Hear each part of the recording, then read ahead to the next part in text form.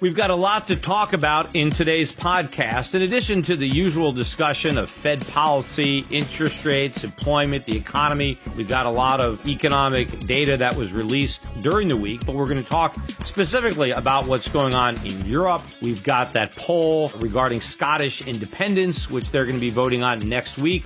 We've got negative interest rates in Japan and potentially in Switzerland as well.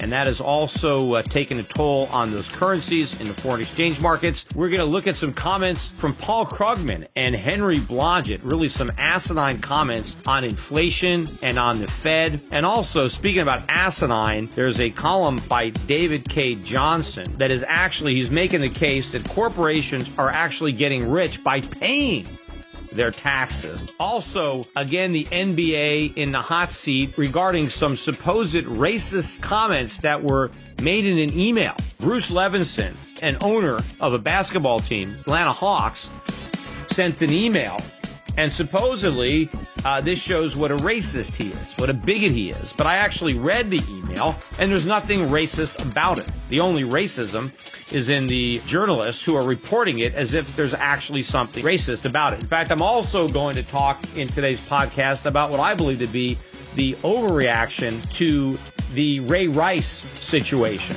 the former NFL player who was caught on videotape slapping or punching his then fiancée. I'm going to talk more about the overreaction and the rush to judgment and how Ray Rice's wife and his daughter, two women here who are actually going to end up suffering much more from the public's outrage than from the actual abuse. You make no friends in the pits and you take no prisoners. 1 minute you're up $500,000 in soybeans and the next, boom, your kids don't go to college and they've repossessed your Bentley. Are you with me? The revolution starts now. We have to pass the bill so that you can find out what is in it. Turn those machines back on! You are about to enter the Peter Schiff Show. Show me the money! If we lose freedom here, there's no place to escape to. This is the last stand on earth. The Peter Schiff Show is on. I don't know when they decided that they wanted to make a virtue out of selfishness. Your money, your stories, your freedom. The Peter Schiff Show.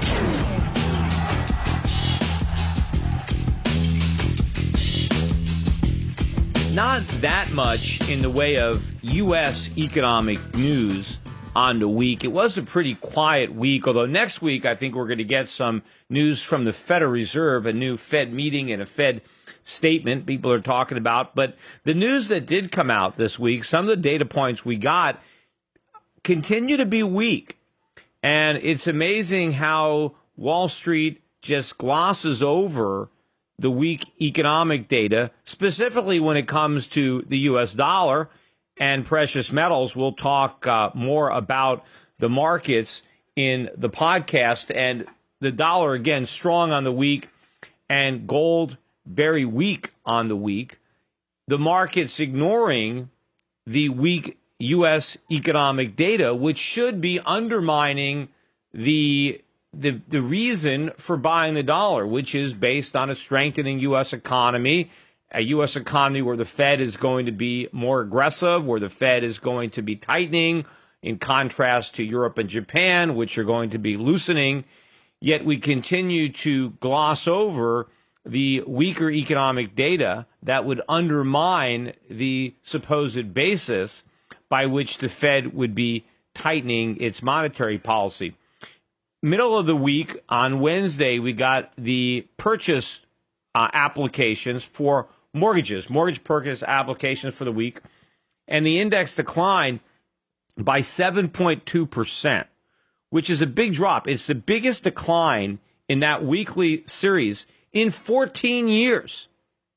Now, mortgage rates are moving up, and Treasury yields were up on the week, but it's not a huge increase. It's just a very, very slight increase. And, of course, rates will rise significantly further if the Fed actually does stop buying mortgages and raises interest rates.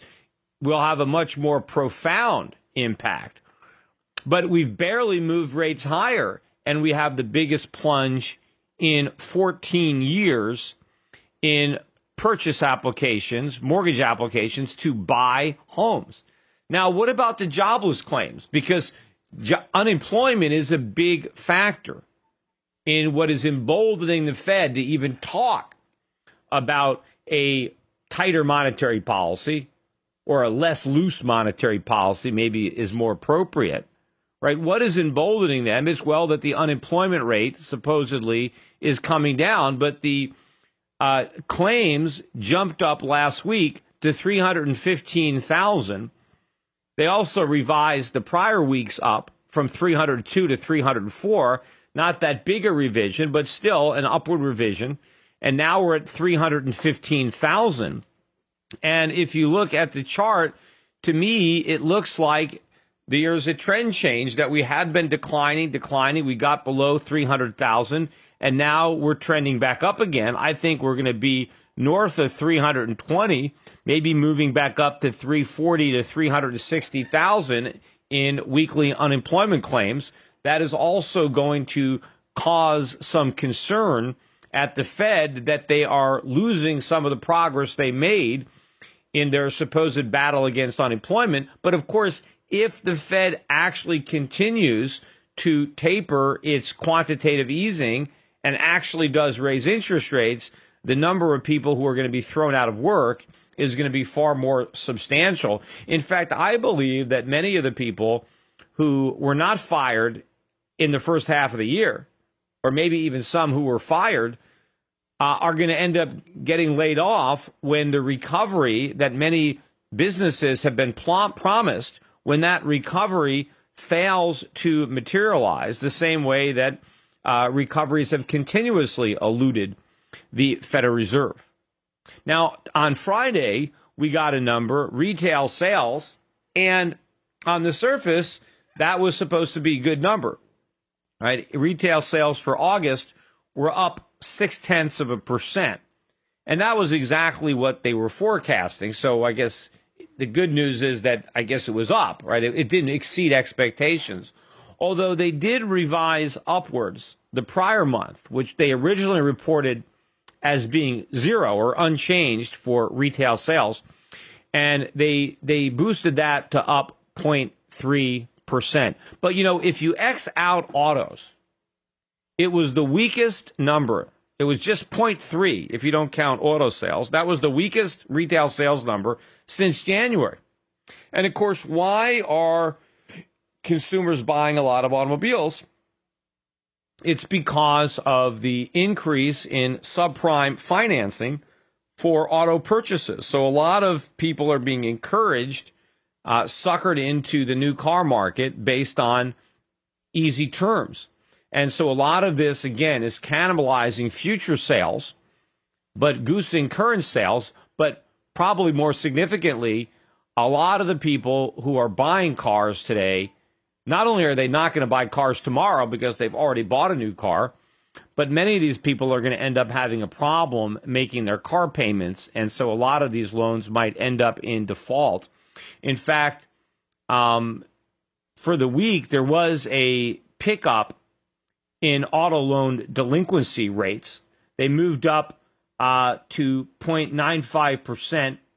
That's a 9%. That's the second quarter. We got that in news this week. That's a 9% increase from the 0.87% that we saw in the same quarter a year ago. So we already are starting to see a pickup in delinquencies, and we shouldn't even be seeing that, right? If the economy really were recovering, then the auto delinquencies should be going down, not up. The fact that people are becoming increasingly delinquent in their car payments, to me, is indicative of the fact that the economy is weakening, not strengthening. But getting back to these retail sales numbers, the most significant aspect of the retail sales numbers is that they are not adjusted for inflation. It's just how much did people spend. And there, you can spend more if prices go up. And, of course, if your incomes don't go up, you'll have to make up the difference by either eating into your savings, which we know Americans are, or using your credit cards. And we know that credit card use is up. And I think one of the reasons that consumers have to rely more on their credit cards is because prices are higher and their incomes are not. And so they have to bridge the gap with a credit card. But the interesting thing about these numbers is that they actually, are going to incorporate all the inflation, at least as it manifests itself in rising prices that the consumer is experiencing. Because in the CPI, they can pretend whatever they want, right? They can distort those numbers however they want to pretend that there's no inflation. And we're going to talk quite a bit on the podcast today about inflation because, we got Henry Blodgett, we got Paul Krugman, the usual suspects out there talking about why there's no inflation and why guys like me have been completely wrong. And we know one of the reasons that it appears to guys like Krugman or guys like Blodgett that we're wrong is because they buy into the government numbers. But the one number that actually is going to have all the inflation in it is going to be retail sales because it measures the amount of money that people spend to buy stuff. And so whatever the price rises are, they're fully incorporated into retail sales. But when they report the retail sales, we don't know how much is consumers buying more or how much is consumers paying more. We just know that they spent more money. And if you look at the numbers, they spent more money in a sporting goods stores, or they spent more money at restaurants, or they spent more money at building supply stores. But the question is, did they buy more sporting goods, or did they just pay more money for the sporting goods they bought? Maybe they even bought fewer sporting goods. It's just that they paid more money for the fewer sporting goods that they bought, and so the net effect was they spent more. We don't know that. We just get the raw numbers in these numbers. So it's incorporating the amount of inflation. And so I think that is the only reason that consumer spending is going up. It's not because consumers are enjoying a higher standard of living and they're going out and buying more stuff. No. I think what they're doing is they're spending more money on the stuff that they need. And yes, they did buy some more cars because of the sweetheart deal that people were given. I mean, maybe these car dealerships are making people offers they can't refuse. And so people are taking advantage of the lack of lending standards and the cheap money and the government subsidies to get themselves a new car. But none of this is going to end well, just like the subprime mortgage situation didn't end well. And in fact, speaking of subprime mortgages, I also read this year that there is a bill before Congress. I forget the number on the bill. It hasn't passed yet. But basically what this would do is it going to identify certain properties in, I guess, certain areas. And if they're under, I think, $300,000, I forget the exact appraised value, but in certain areas, and I think they have to do areas that are maybe heavily populated with minorities or low-income areas, whatever they're doing. But the government was going to exempt the requirement that the properties be independently appraised. So in other words, Fannie or Freddie would guarantee mortgages on properties without an independent appraisal if the properties were in a certain area where the government wanted to encourage lending. And of course, home buying. And of course, what they're going to end up encouraging is fraud. Because what's going to happen is a lot of shacks are going to be overappraised, and so people are going to be able to borrow a lot of money on mortgages that are destined to end up in default with huge losses for the U.S. taxpayer. Because if they're not getting independent appraisers, and somebody overpays for a property, and maybe they give somebody $200,000 because it appraises for $200,000, but it's really only worth $50,000. Because the whole thing is phony. It's been trumped up because you've had no independent verification. So this is all that's happened. The government comes in. They're doing the same thing with auto sales. They're goosing the numbers. It makes it look like, we have a more vibrant economy, but we're just lowering lending standards, and we're allowing more people who can't afford something to buy it anyway and pushing the losses on taxpayers who are going to be left holding the bag. But the bottom line on the economic data for the week was that all of it seems to undermine the idea that the economy is recovering, yet the investors are oblivious to it anyway, because you continue to see strength in the dollar, weakness in gold, all predicated on a tighter Fed, which again is conditioned or contingent on the U.S. economic recovery, even though the evidence that we continue to see shows to the extent that we had a recovery, it's unraveling. And anybody thinking clearly would have to understand that, well, what is the Fed going to do if the economy or if the economic recovery is in jeopardy, or if in fact we're back in recession, and that is print more money, more quantitative easing, the opposite of what everybody seems to be expecting. The Peter Schiff Show. Well, there's no shortage of people trying to claim victory in the inflation debate and basically exonerate the Federal Reserve, Ben Bernanke, Janet Yellen, and say guys like me, Peter Schiff, although most people don't want to mention me by name. They talk about inflationists or people who were warning us. Usually my name doesn't come up unless I'm actually involved in the discussion. Like I was on CNBC on Friday, and I did have a debate with somebody about inflation, and there they'll say, well, Peter, you've been warning about inflation. But normally when I'm not actually on the air, specifically in the discussion, they never mention me by name. But they may be thinking about me. Maybe they just don't want to give me any extra publicity, even when they're criticizing me. But they talk in general about people who have been warning about inflation to say that, we've been wrong because, there obviously haven't been any negative consequences from the Fed and all this money printing. And of course, I would argue with that. I think there are many negative consequences. I think the bubbles that have been inflated in the stock market and real estate market are negative consequences. It just doesn't feel like it right now.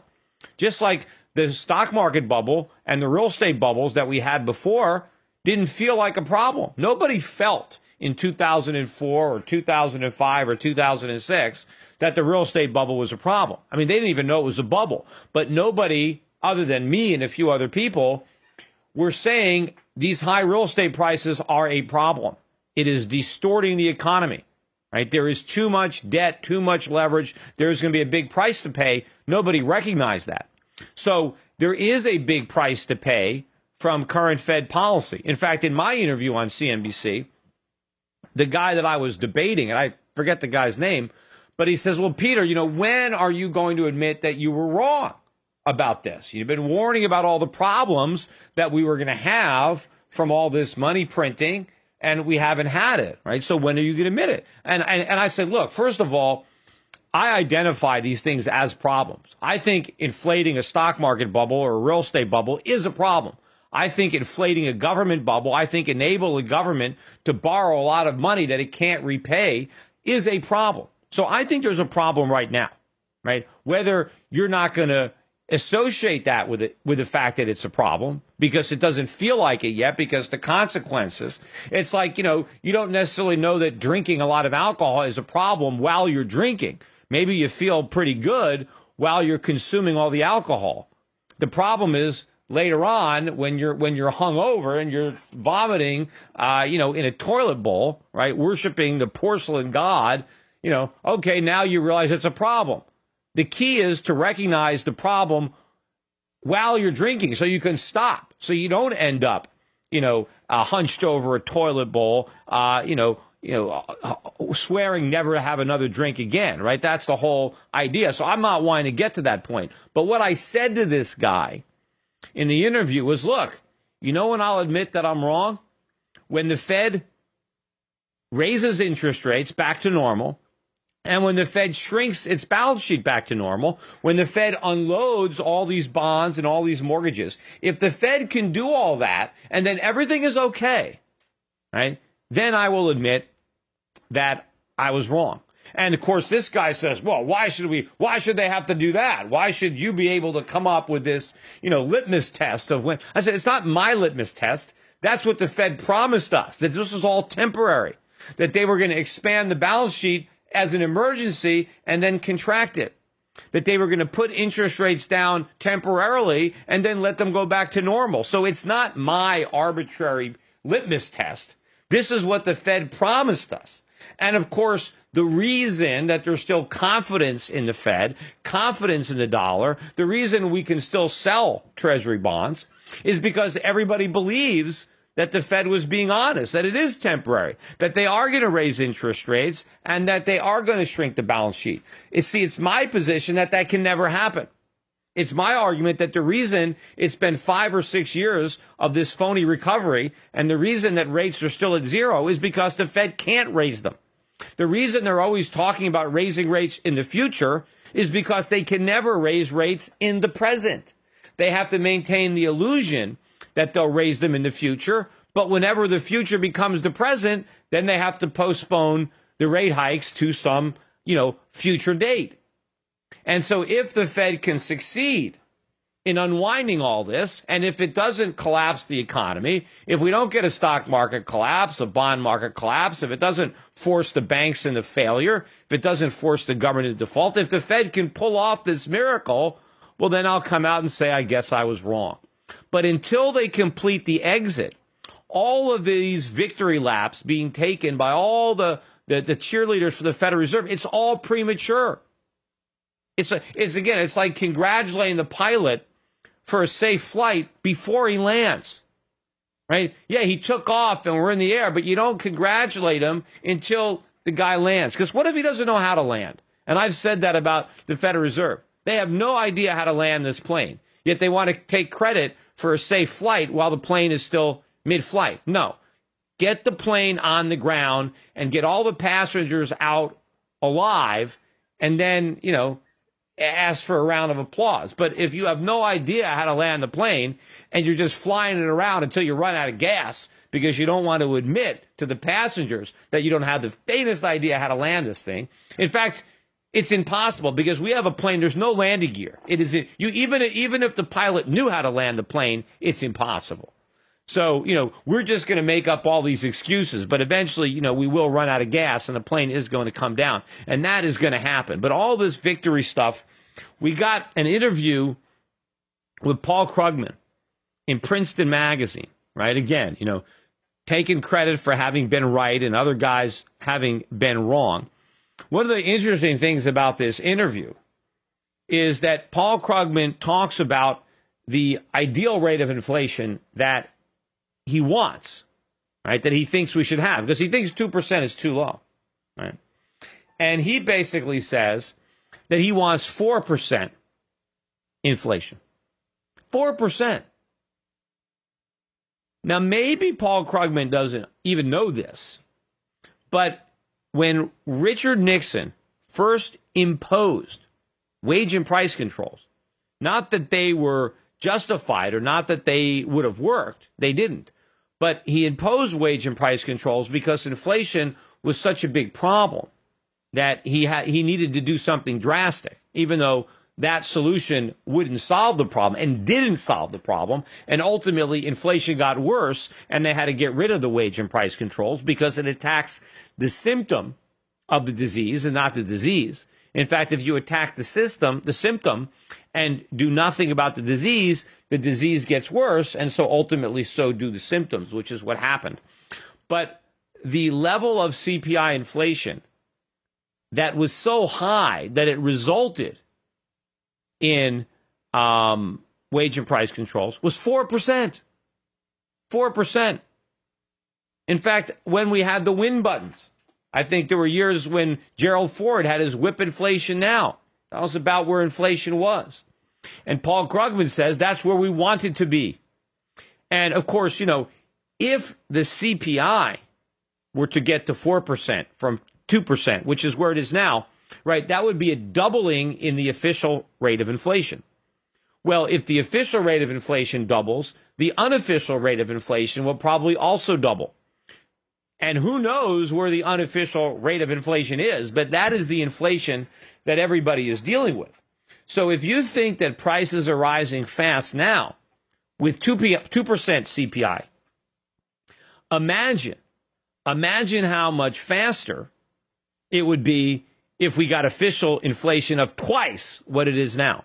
Because that would mean that the unofficial prices, the prices for food and energy and healthcare and insurance and rents and all the things that you pay, if you're upset at the increases that you're seeing now, what if the prices were rising twice as fast? because that's what Paul Krugman wants. And, of course, also, in this interview that he gave, he says he also is in favor of the minimum wage going up. He wants a 10-10 minimum wage. But he wants inflation of 4%. You take that 4% every year and compound it. And especially if you're talking about the official rate, and if the unofficial rates are so much higher, who does Paul Krugman think would be most negatively impacted? Whose standard of living has the most to lose by a big increase in inflation? The people that he thinks he's helping with a higher minimum wage. Of course, he's not helping them at all. In some cases, he's helping them to an unemployment check. But he's subjecting everybody who works for the minimum wage, if you haven't lost your job, to a rising cost of living. And of course, if he's advocating 4% interest rates, how can they keep, 4% inflation, how can they keep interest rates so low? He doesn't want to raise interest rates. How can you have 4% inflation, yet interest rates at zero? How can you have the 10-year government bond yielding 2.5% when there's 4% inflation? Who's going to be dumb enough to buy that bond? So if you're advocating for 4% inflation, then you have to be advocating for much higher nominal interest rates, which Paul Krugman is not. He wants to keep interest rates low. So in other words, he wants to steal money from bondholders. But of course, if the bondholders were convinced that the rate of inflation that Krugman is advocating was going to be there, they wouldn't be bondholders. They would be bond sellers, which would mean the Federal Reserve would have to print even more money to buy up all the bonds that nobody wanted because inflation was too high, which of course would drive inflation even higher. So, of course, if the government wants 4% inflation, but they also want to keep interest rates very low, they're going to end up with an inflation rate considerably higher than 4%. And, of course, the government is going to be robbing people blind. Now, it's not just, Paul Krugman, the guy I was debating.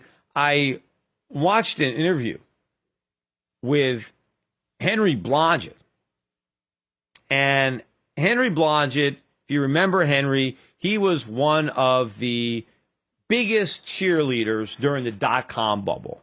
He had a buy recommendation on every overpriced, hyped up internet stock out there in 1999. He was the poster boy.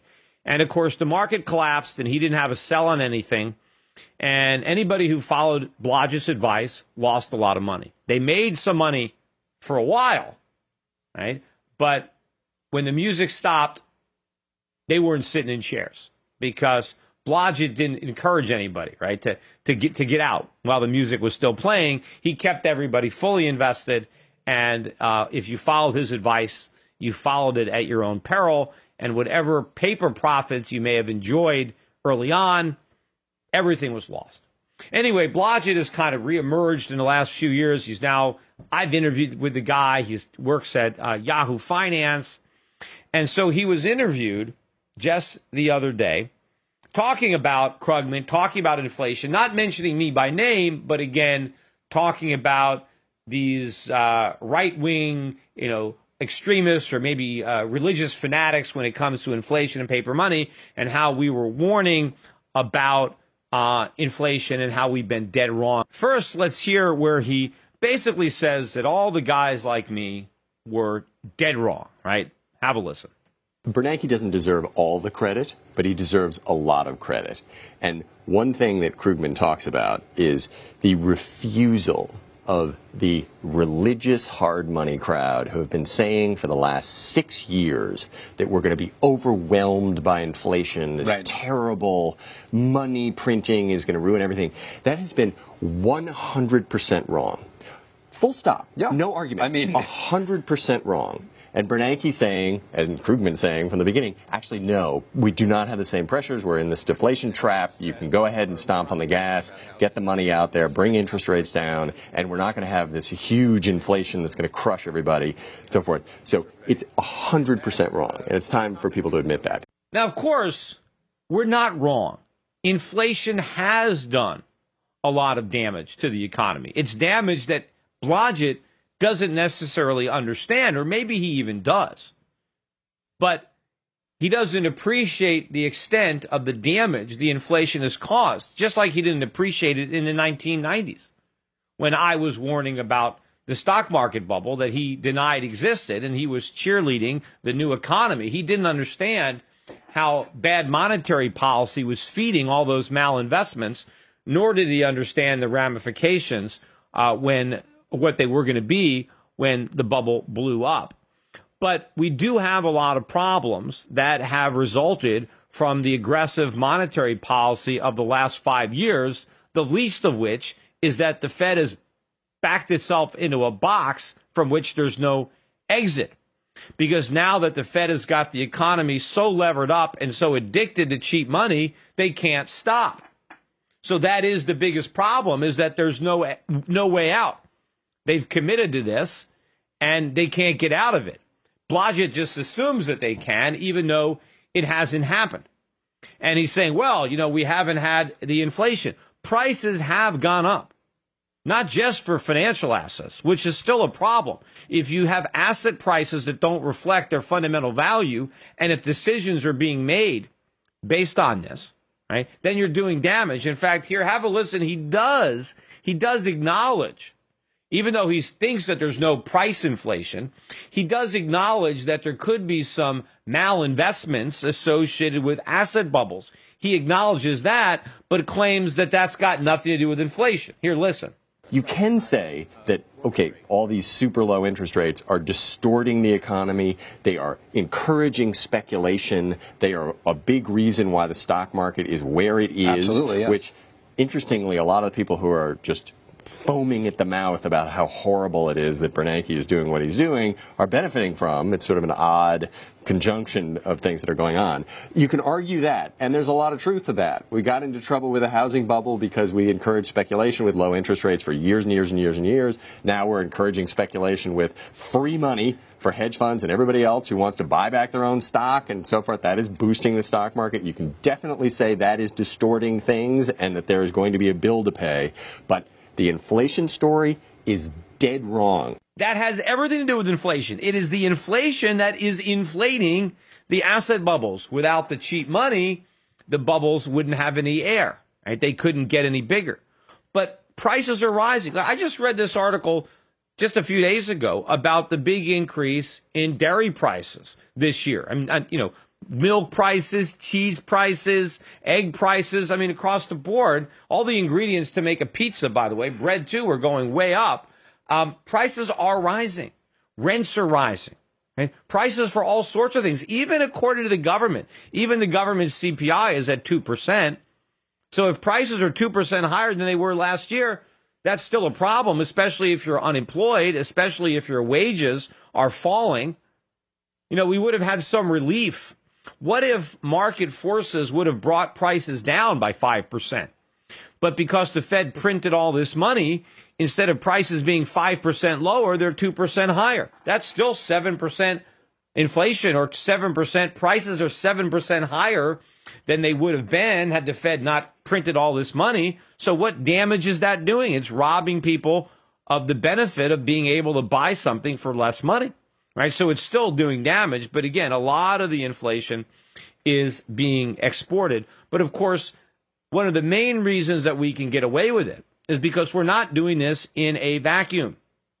Right? The Japanese, the Europeans, the Chinese, everybody is printing a lot of money and creating a lot of inflation, and so that is diffusing the negative impact in the United States. If we were doing this on our own, if we were the only nation embarking on this suicide type, monetary path, if we were doing this on our own, then, we would be feeling the full sting of the policy.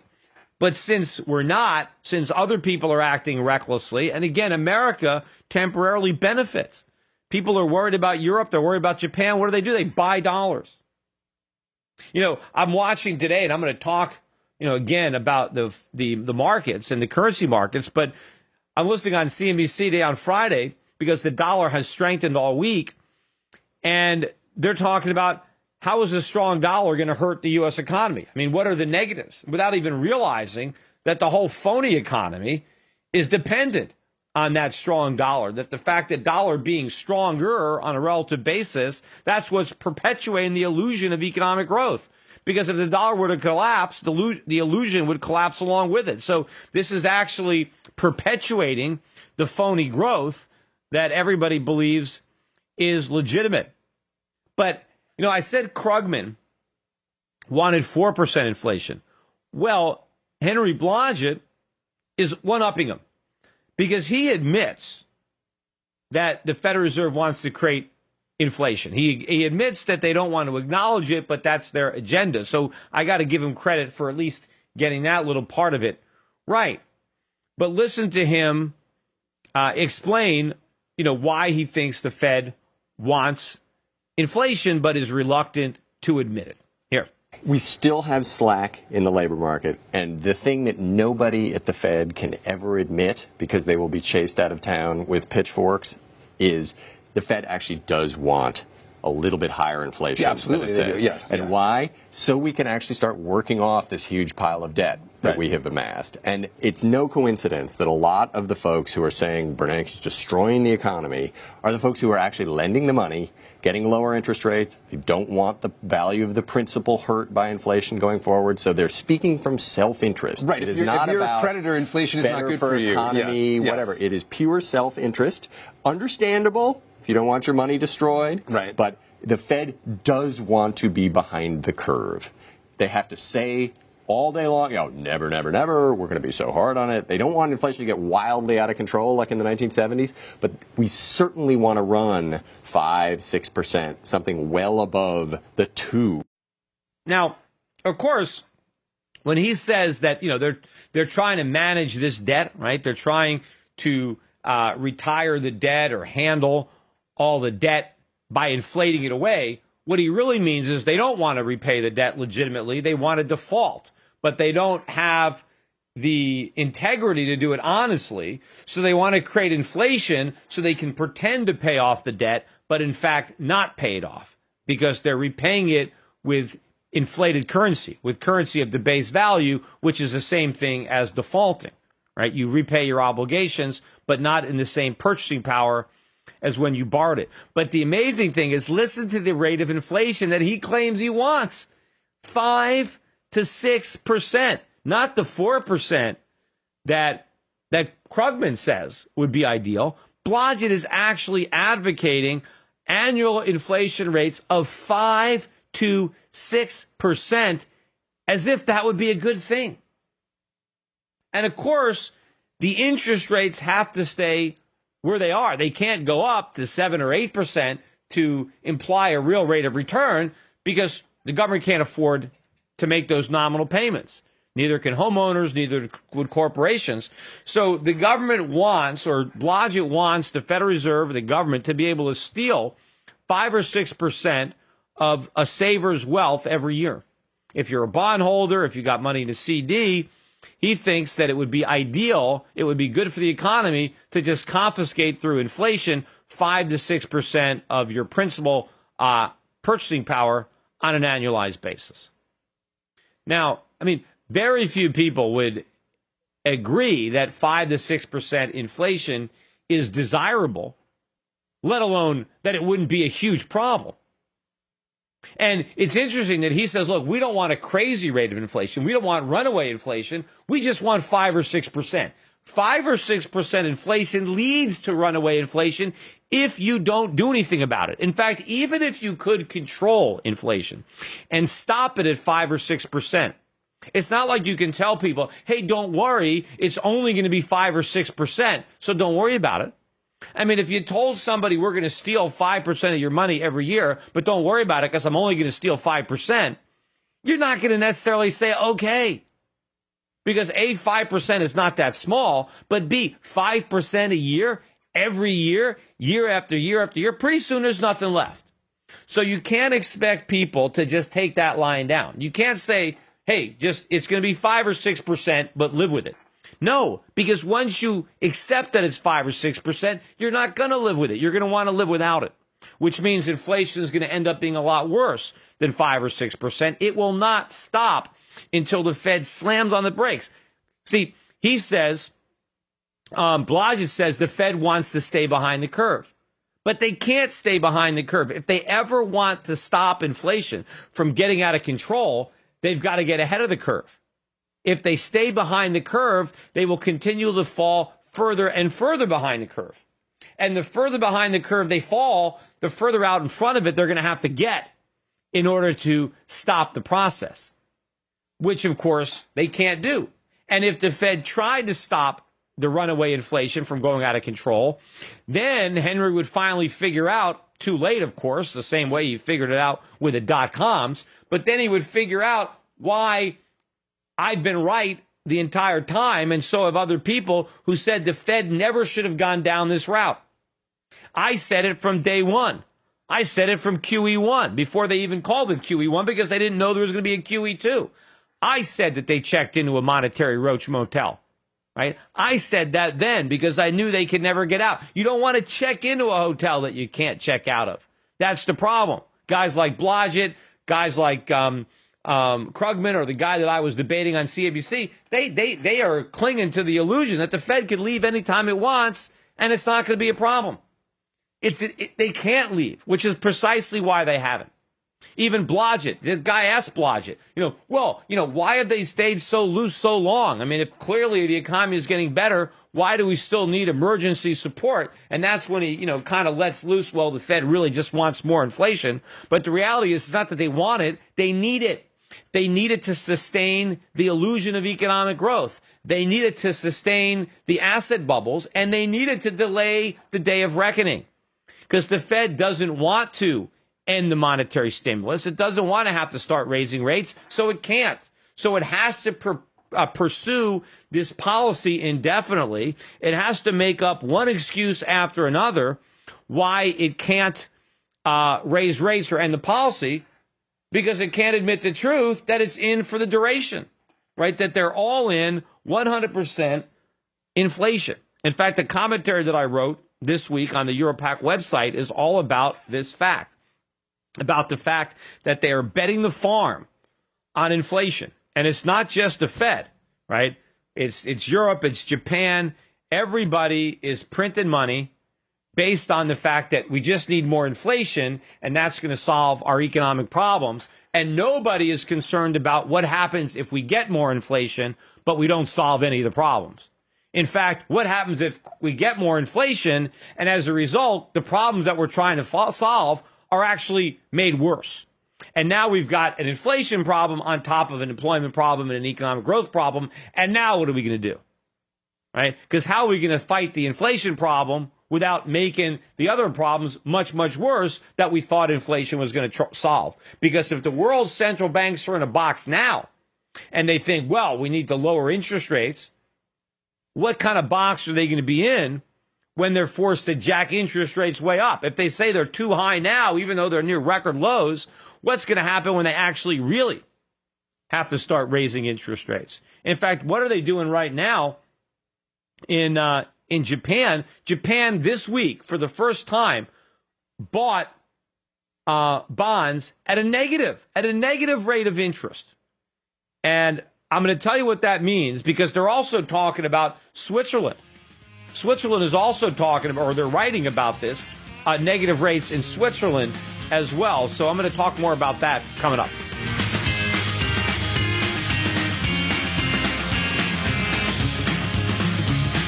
The Peter Schiff Show.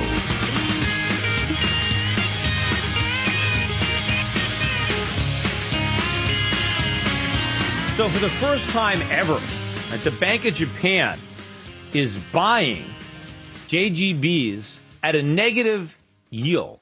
Now, what does that mean? And what is the significance? Basically, what that means is they're buying, let's say the bond matures, and at maturity, you get 1 million yen. They're paying less than 1 million yen. Maybe they're paying 900,000, 990. They're paying something less than maturity, and they're receiving no interest, let's say, between the time they buy it and the time it matures, which means that they are losing money on every bond that they buy, which means that their balance sheet is deteriorating by buying the bond. See, normally when a central bank buys a bond, whether they're buying, a government bond or whatever they're buying, the bond becomes an asset on the balance sheet of that central bank. The liability to offset it is the currency they created to buy it. But the liability and the assets match. So if the Bank of Japan buys 1 million yen worth of bonds and it pays 1 million yen, then it has an asset and a liability that match each other. Now, of course, it earns an interest rate. So from its open market operations, it generates some kind of positive cash flow. The same thing the Federal Reserve. The Federal Reserve buys a treasury, buys $1 million worth of treasuries. It creates $1 million worth of Federal Reserve notes. The dollars are the liability. The treasury bond is the asset. The assets equal liability. And the central bank is enriched by the positive rate of return that it earns on its asset, right? Because it's not paying anything on its liability. It doesn't pay any interest. When it gives you the dollars, it's really not paying anything. But it's earning an interest rate. It's getting the government is paying a coupon on the bond, right? Or if it's buying a treasury bill, it's buying it at a discount, and the interest is baked into the yield. But what Japan is doing is they're not buying the treasury, they're not buying the bond at a discount, they're buying it at a premium, and they're losing money. And what this shows you is Japan is even further along in this inflationary process, because now their central bank is destroying value and creating permanent liquidity that can never be absorbed, because the balance sheets won't have the asset. If they ever want to take away the liquidity, even in theory, they can't take it all away because their assets don't match their liabilities. And of course, if they're going to continue on this path, they're going to have to pay more and more prices, higher and higher prices, which means earning a greater negative return on every Japanese government bond that they buy. And in fact, in Switzerland, I'm reading articles about how Switzerland might have to pursue a similar policy. The Swiss franc, along with pretty much all the currencies, got beaten up this week.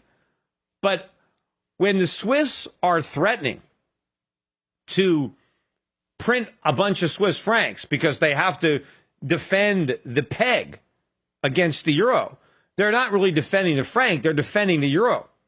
And Switzerland's economy is not bad. They don't have an unemployment problem. They have very low unemployment. They have good economic growth. So why do they have to create all this inflation? It's not about helping the Swiss economy. It's about bailing out the European economy by exposing the weakness in the euro, because the Europeans would want to put their money into Swiss francs rather than dollars. But since the Swiss central bank was dumb enough to peg its currency to the euro, then the euro is not providing the relief that Europeans would seek out. And so they have to seek out an alternative safe haven.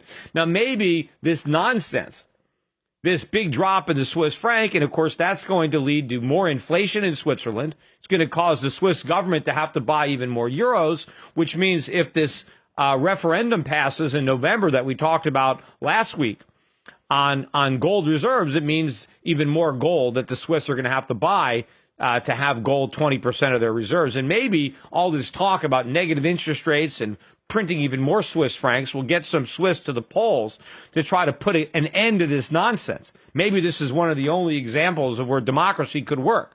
See, normally you don't want to do what the people want because the people want to do dumb things. But in this case, the dumbest things are being done by the leaders.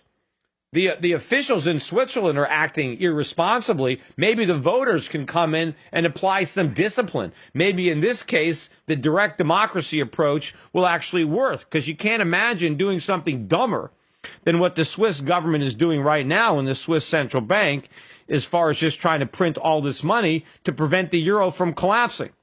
And why should the Swiss have to be made to suffer from the mistakes that are being made in France and Spain and places like that? In fact, the French government just came out and said this week that they're not going to be able to meet their commitment to reduce their budget deficits down to 3% of GDP, because they said they can't do it because economic growth is too slow and inflation is too low. They actually listed inflation being too low as one of the problems, that, we can't balance our budget. We would do it, but we have an inflation problem. The inflation is too low. And because inflation is too low, we have to have bigger deficits. Why? Low inflation actually makes it easier for the the French, because if their people aren't having to pay, higher prices, then maybe they can raise their taxes or cut some of their benefits to help balance the budget. If inflation were creating more economic misery, you would think that might be a reason. Oh, we can't balance the budget because we have this inflation problem we have to deal with. No, as far as they're concerned, it's not an inflation problem. They're basically been given an inflation lifeline in the form of inflation being lower. And they want to say that that's the problem that we're worried about. We can't balance the budget until we have higher inflation. And again, they're saying, well, our economic growth is too weak. Maybe one of the reasons it's too weak is because government spending is too much. Maybe balancing the budget and cutting back the size of government, maybe that would actually free up the economy. Again, I talked about that on the last week's podcast. What Europe needs is less government, not more inflation and more money printing. If they want to have a more vibrant economy that produces more tax revenue, they need to unshackle it, not tie it up with government spending and inflation. But all of this is negative for the euro, and by definition or extension, the Swiss franc, which is tied to the euro, the British pound, although that might have been the weakest of the European currencies on the week, that was triggered, or the extra weakness was triggered by a new poll, because the Scottish are going to be voting for independence from the UK next week. And there was a poll that came out to show that the yes votes, meaning yes, we want to be independent, had a slight lead over the no votes. And that sent the pound, falling sharply. Now, personally, I don't think that they're going to vote for independence. I think that there's going to be a push by all the powers that be to scare the hell out of the Scots and make sure that the no's outnumber the yays. But it's a very interesting situation to contemplate.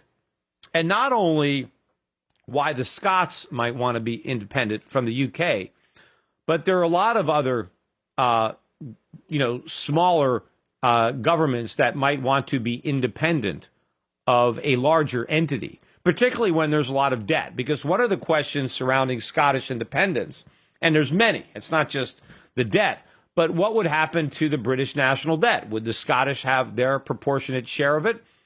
I mean, I would think not, because Scotland is not obligated to repay British debt. Britain is. And of course, if I loan money to Britain, I'm not going to want Britain to just unload that obligation on some other country. If I loan money to Britain, I expect it to be paid back from Britain. They can't tell me, well, you loaned it to us, but get it back from the Scots. Because the Scots could say, hey, we didn't borrow it. Don't expect us to pay it back. So all the debt would really fall on the British, but it would let the Scots off the hook.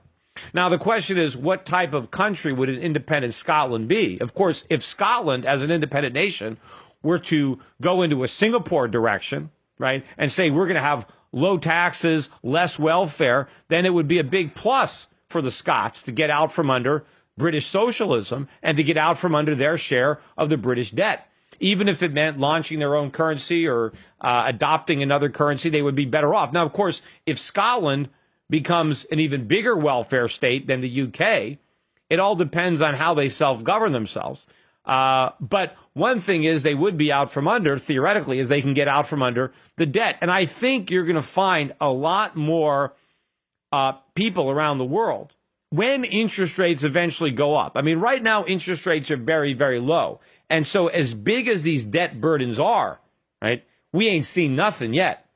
But when interest rates go up and when people are faced with massive tax increases or massive inflation in order to service the enormity of the debt, I think you're going to have a lot more pressure, not only in Europe, but in the United States. I mean, I think you're going to have big movements in the United States. States are going to want to get out. I mean, you're talking about, the Scots wanting out of the UK. What about Texas, for example? You're talking about a red state, governed by a bunch of Democrats. They don't have their own state income tax. What if all of a sudden taxes are having to be jacked up dramatically to pay all these welfare benefits? And we don't want any part of it. And it's not. So I think you're going to see a lot of this type of pressure, even if the Scots, vote this thing down now. I mean, this referendum could come up again, especially if it's very close, if it loses, by a very, very thin margin.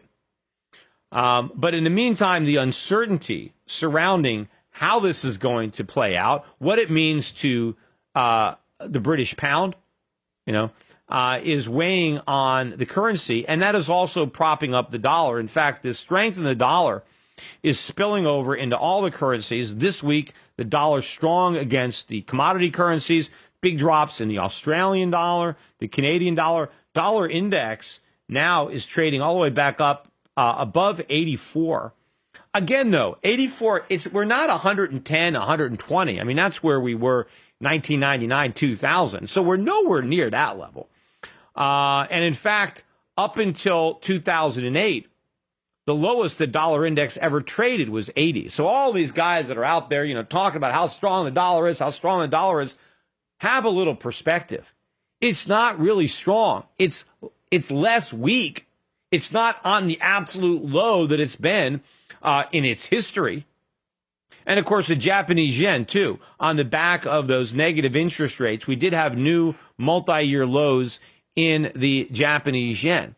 And all of this, the weakness in the yen, the weakness in the euro, the weakness in the Aussie, all of this is buying us some extra time because it enables Americans to spend more, to buy more, to borrow more. Not that any of that is helping our economy. All of that is undermining our economy, but it keeps the balls in the air a little longer. And guys like Henry Blodgett or Paul Krugman can pretend that everything is great and pretend that guys like me are wrong, right? Because all of this, safe haven flight money is taking refuge in the dollar, even though the problems in America are bigger than the problems in the nations where people are fleeing with their money. Right? They're selling euros or they're selling pounds or they're selling yen to buy dollars because they're worried about problems in Europe or Japan, even though we have the same problems, only bigger in the United States. And as more and more economic data comes out to undermine the case for this vibrant economic recovery and a tighter Fed, what does everybody do? They ignore it. But they can only ignore the facts for so long. Eventually, they're going to come out, and it's going to hit people like a ton of bricks on the head. And I think you're going to see a big reversal in the dollar, in the commodity markets, in the gold and silver market, because all these markets are moving in a direction based on Fed policy that isn't going to happen, based on interest rate hikes that are not going to occur. Now, that doesn't mean the Fed is never going to raise rates. They will eventually, but not because they want to, but because they have to. And believe me, there will be dire circumstances that will force the Fed to raise rates. I mean, this guy that I was debating, I think he said, rates are only going to go up if you have a really, really strong economy. No, rates are not going to go up because the economy is so strong. It's because inflation is out of control. It's because there's a loss of confidence. In fact, it's impossible for the current U.S. economy to be strong if interest rates go up. Because if interest rates go up, whatever economic strength we had will be lost. It's like, it's like Samson and his hair. It's like saying it's expecting Samson to still be strong after he has a crew cut. You take away his hair and you take away his strength. We can't have a strong economy with high interest rates. It's like cutting off our hair, and expecting the strength to be there. It won't.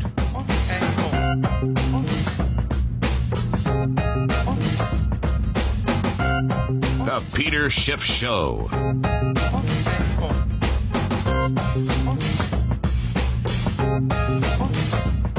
Today's financial advisors behave like pro wrestling TV commentators. They scream that the recovery is strong, debt is manageable, inflation is low, and that the Federal Reserve has everything under control.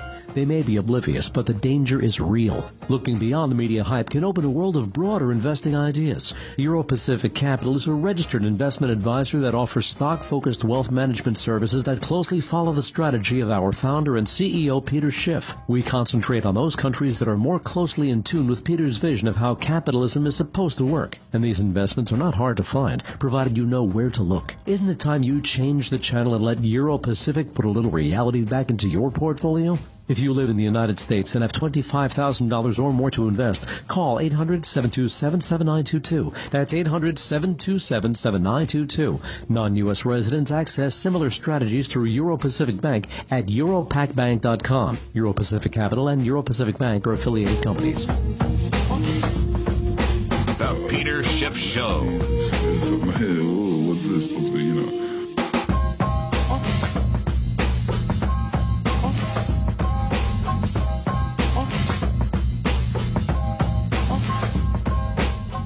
Well, once again, we've got allegations of racism regarding the NBA.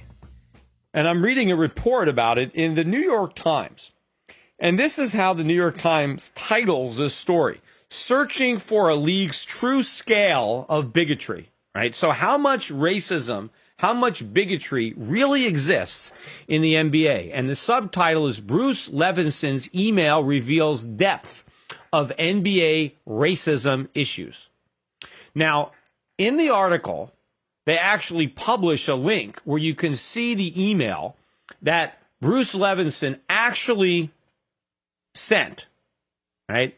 And because of this email, right, he is now being forced, or he's volunteering to sell his share, his interest in the Atlanta Hawks, right? That is the basketball team in which he was the controlling owner, investor. And as a result of this email surfacing, he is agreeing to sell his share. Now, there's some speculation that maybe he is trying to exploit the public's outrage because maybe he wants to sell.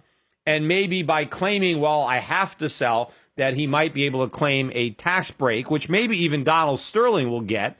As in the Internal Revenue Code, if you're forced to sell an asset against your will, you can defer the capital gains by purchasing some type of similar asset with the money and then postpone the taxes. Just like with a 1031 exchange where you sell some real estate at a gain, but then you buy other real estate, a similar property, and you don't have to pay a tax. And this would have the benefit of being able to diversify out of probably a very, very overpriced asset now that you saw the Clippers sell for $2 billion. So maybe Levinson is thinking, I can get some type of high valuation also for my ownership interest in the Hawks. So I don't know. You can be a little bit suspicious as to the motivation, but I think the email was going to come out eventually anyway. But what I'm really concerned about is how the New York Times in this article is reacting to it, because they put a link to the actual email and there is nothing racist about it. Nothing. Now, does he talk about race? Does he talk about black and white? Yes, he talks about it. But so just mentioning blacks and whites means that you're racist because you're talking about races? In fact, the only mention of racism in the email is when Levinson actually says that some people are racist, and he calls it racist garbage or racist nonsense. He's talking about the racism that he believes may exist in other people, not himself. And he specifically calls that racism garbage. So he's actually, not only is he not being racist, but he is criticizing people who are. Yet somehow the letter is being interpreted as if not only is he a racist, but we got to get rid of him. We got to get him out of the NBA, and we got to get all of his racist, kind out. Now, what did he write? Right, here's the observation that he made. Okay, he owns a company, and he wants to maximize his profits. And one of the problems that he identifies at the Hawks is that they are selling very few season tickets. And season tickets is where a lot of the clubs make a lot of money because they have these season ticket holders who buy the tickets and, they're sold for the season, right? Also, corporate sponsors, corporate boxes, and they're not doing a lot of that at the Hawks. Also, their merchandise sale is not what it is at other venues that he's been associated with. And he also complains that there's not a lot of fathers and sons, not a lot of families coming to the games. and they're coming late. They're not, they're a lot of times he says that the teams are already on the field playing, on the court rather, playing, and people are still coming in. And in other places he's been, they come earlier, and of course, if they come earlier, not only is it better for morale, but they spend more money at concessions, they buy maybe more T-shirts or stuff like that. So he's trying to drive the bottom line. And he notices that the games are disproportionately attended by blacks, mainly black single men, not men bringing their children, but maybe black men in their 20s and 30s coming to the game. And he says the game, it's about 70% black, 70%. And he says that a lot of the bars, right, the bars and restaurants that they have there are 90% black. And he's saying that, wait a minute, this is a problem. Because certainly, we need to have white people to come to the games. He says we can't run a sports franchise if we're just appealing to blacks. They just don't have enough affluent blacks for us to exclude, most of the white population. So he's trying to figure out how we can encourage more white attendance at the games so that they can make more money. And somehow, because he wants more white people to come to the games, that is racism. How is that racism? If the games were almost all whites and they said, we need to get some more African Americans coming to the games, what can we do to make the experience more appealing to African Americans so we can have more diversity? Nobody would say that's racist. If the games are 70% black, why can't they say we need more diversity? Why can't they say, let's make the games appealing to white people so we can have white people and black people? He's not saying I don't want blacks to come to the games. He's saying I want more whites. He doesn't want to lose any of the black fans. He just wants white fans coming too. He's got empty seats. He wants them filled. He wants to get some white people there in addition to the black people. And it's not about racism. It's about the bottom line. Right? Now, he does point out some things. He says, for example, the cheerleaders are almost all black. Let's have some white cheerleaders. Well, if they were almost all white, and he said, hey, we've got almost all white cheerleaders, let's have some black cheerleaders, would anybody be saying he was a racist because he pointed out that we have almost all white cheerleaders and maybe we should have a couple of black ones? Well, if it turns out they're almost all black, why can't they have a couple of white ones? If he thinks maybe some white people might come to the game if there were some white cheerleaders. I don't know. That's probably the smallest of the points. He mentioned that the music was almost all hip-hop and gospel. And he said, look, maybe we can play some music that might appeal to a broader audience. We need to get some white guys. We need to sell tickets to some white people because we need to make money. It's not racist. Now, one thing he says, which I guess really has them all freaking out, is he mentions the fact that he thinks maybe the high proportion of blacks at these games, particularly, black males, is scaring away some of the white ticket holders. And this is where he says, look, I think it's a bunch of racist nonsense because we don't have any evidence that shows that there's a lot of crime at the stadium because of, there's any more crime at the Hawks games that are 70% black than any other NBA teams where the percentage of blacks are maybe 5 or 10 or 20%, right? He's not saying that we notice a lot of crime, but he's mentioning that maybe other people perceive a greater risk of crime and therefore they're staying away. And he also says that maybe some white people are uncomfortable being a minority, right? That blacks are certainly used to that. I mean, if you're in the minority and you go someplace and it's predominantly white and you're in the minority, that might not be as uncomfortable for somebody who is used to being in the minority. He's speculating maybe some white people are uncomfortable going someplace that's 70% black or going to a bar that's 90% black. They may just feel that, uncomfortable and not want to go there. And, on the crime thing, we all know statistically that young black males commit a disproportionate amount of crime. And so people being fearful of crime and wanting to stay away from areas that are predominantly young black men, that's not even an irrational fear.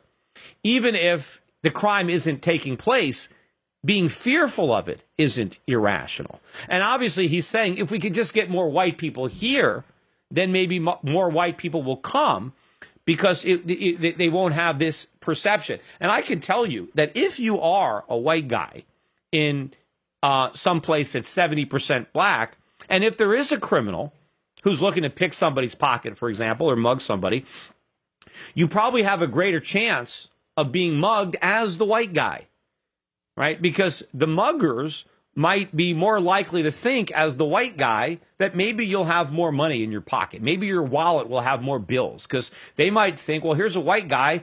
Maybe he's wealthier than the typical black fan, which wouldn't be a bad assessment, right? Because they're dealing in probabilities too.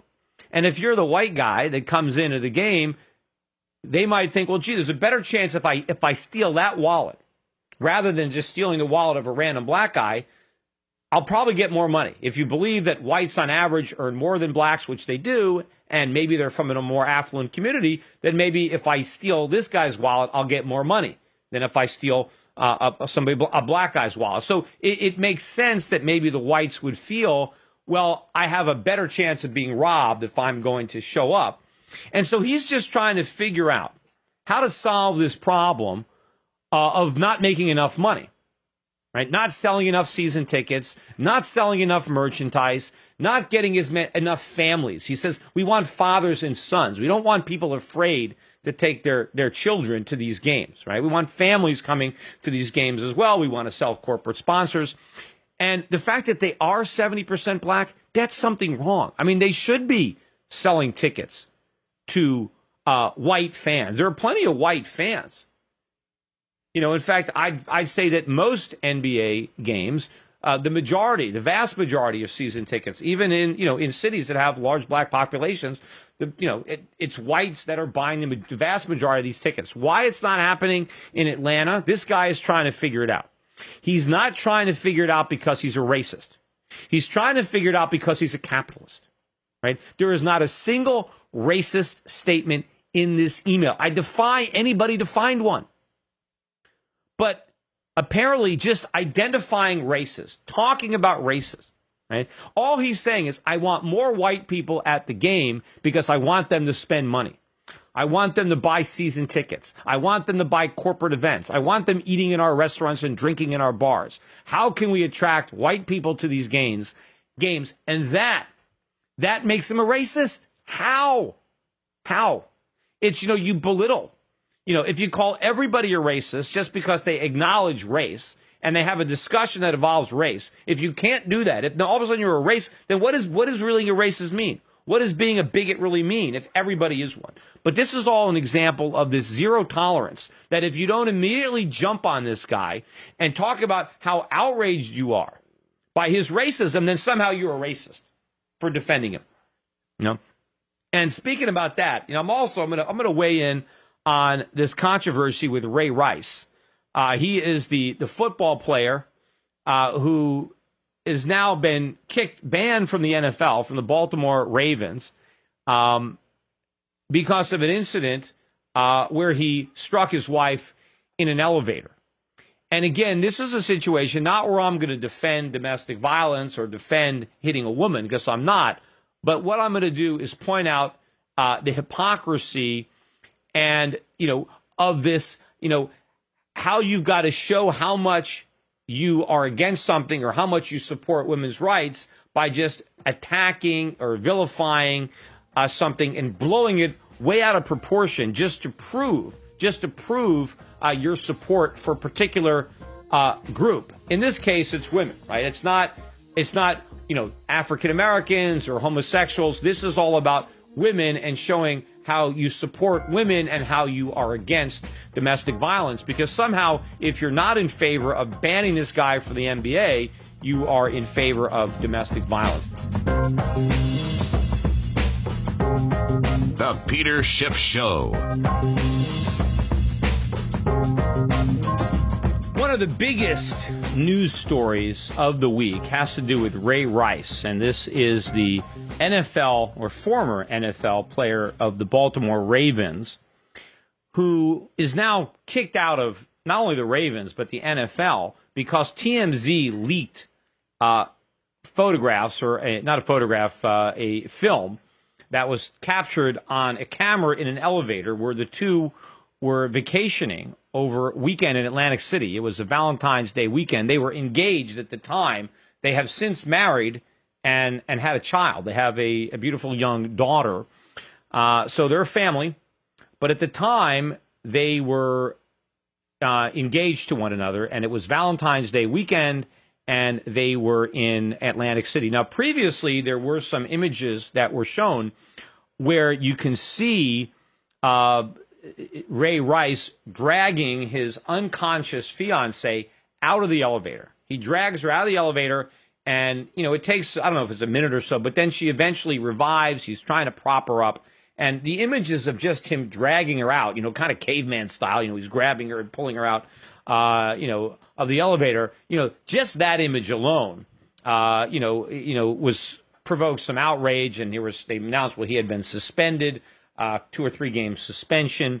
And I guess nobody really tried to speculate how she got herself into that state in the first place. I mean, I've seen people, I haven't really been to Atlantic City, but I've been to Las Vegas. I remember last time I was there was a woman lying on the floor right outside the elevator. I mean, just dead passed out. Some of her friends were trying to help her, but she was just totally unconscious, just on the floor. I don't think anybody hit her. She just had too much to drink. So just seeing people unconscious in a situation like that is probably pretty common when you're in places where there's lots of drinking. So maybe people thought that she just passed out or something. But then TMZ released the earlier footage that showed how she became unconscious. And, of course, this was outrage. Right? When I first heard about it, before I'd actually seen the TMZ footage, I was listening, and CNBC described it that there was shocking video of Ray Rice punching out his wife, and that she, as a result of being punched out, she was unconscious. And I'm thinking, oh, my God, he punched her out. I'm thinking, what did he give her? Left, right, left, hook, uppercut, right, jab, jab, right cross. I mean, oh, my God, I'm thinking he punched her out and knocked her unconscious. Then I read another article about how he beat his wife unconscious. I'm like, he beat her.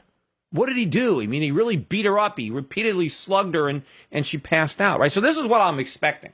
Right, because I haven't even seen it yet. Oh, my God, this shocking video of a guy beating his wife, really abusing her. He's punching her out, And so I actually watched the video. And again, I am not condoning the fact that he hit his wife, right? Regardless of what she may have said or done to provoke it, there are no circumstances where you hit a woman. Even if she's attacking you. I mean, you could try to grab her arms, kind of, tie her up and, put your arms around her, hold on to her wrists. I mean, generally, a guy can stop a woman. I mean, obviously, maybe she's got a weapon. If she's got a frying pan in her hand or something, it might be a little harder. But when you're an NFL player and your gal is, slapping you, I mean, you have plenty of ways to defend yourself without hitting her. So I'm not condoning the fact that he hit her. But if you look at the video, first of all, you can see the whole thing. Before they get into the elevator, she slaps him in the face. He doesn't do anything. She slaps him in the face. It's not a hard slap. From what I can tell, it's kind of, almost like a, hey, watch out, just kind of, a slap that we would normally say is okay, for a woman to slap a guy, in the face just to kind of get his attention. Right? Maybe that's a double standard. We wouldn't want a man slapping a woman, but it seems like it's okay if a woman slaps a guy in the face like that. I mean, it wasn't like it shouldn't hurt him. It was just kind of, hey, pay attention. You're saying something that you shouldn't be saying. You're doing something. Be a man, be a gentleman. I'm just going to give you a little slap in the face to just, remind you, right? And so, but she slaps him in the face. They go into the elevator. You can't hear anything, right? Because there's no audio. They're obviously continuing an argument. In fact, they were arguing. That's why she slapped him in the face. It's also late at night. They're going back up to their room. And so chances are they drank a lot. And in fact, I've since read articles now that they both admit they were totally plastered. Right? So they're drinking and they're arguing. Right? And she slaps him in the face. They get into the elevator. They continue to argue. And now you can see they're spitting at each other. I'm not sure who spits at who. But it seems like they're spitting at each other's faces. So this is a serious, heated argument about what? Who knows? And if the fact that they've been drinking, maybe he paid attention to another woman. Maybe she thinks he did when they were, in a casino or at a bar. Who knows what they're fighting over? Couples fight all the time, right? I mean, domestic violence. I mean, policemen in mostly what they're doing in the evenings is breaking up domestic violence stuff, right? So they're arguing, and she slaps him, and then she is seen rushing towards him. She's going in his direction, right? And then the next thing you see a movement of his arm, and then she's obviously hit because she moves rapidly, right? She's knocked down in a direction, but you can't tell. I've watched that thing several times. I can't see his hand. I don't know if he hit her with a closed fist or if he slapped her. Now, is that significant? I would think that if he punched her with a closed fist, that would mean he wanted to hurt her a lot more than if he slapped her with an open hand. But the interesting thing is, if you read all the accounts or listen to it, everybody said he punched her. He punched her. He punched her. How do they know? How can they tell? I can't tell. I've watched it several times. In fact, not only don't I know whether he punched her or slapped her, I don't even know if the hand hit her in the face. I can't even see him make contact with her face. Maybe he slapped her in the shoulder. He might have hit her, on the top of the arm, right? Because you can see what happens is after he hits her, right? She falls to the side, and then her head hits the metal railing on the side of the elevator. That is what knocked her unconscious. Now, the fact that she had been drinking a lot, maybe she was more prone. Maybe if she hadn't had anything to drink, maybe she just would have had a bump on her head. But her head hit this metal railing, and that is what knocked her unconscious. Not the slap or the punch, whatever it was. That's not why she was unconscious. But when they report it, he knocked her out, he punched her unconscious. No, he didn't. He may have punched her, more likely he slapped her, and he had no way of knowing that the result of that would be that her head would hit that railing and that she would be unconscious. In fact, maybe she was rushing toward him and he was just trying to push her away. I can't tell.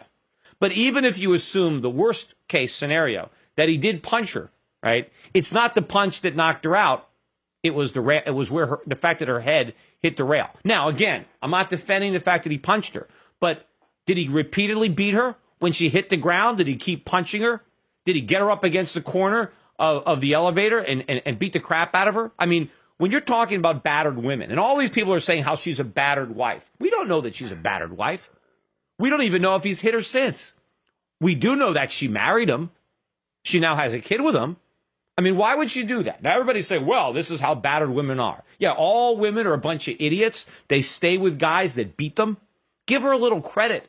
Maybe they had this argument. They had a lot to drink. They both said things they didn't mean. They did things they didn't mean. And they made up. They obviously made up. They got married. Right?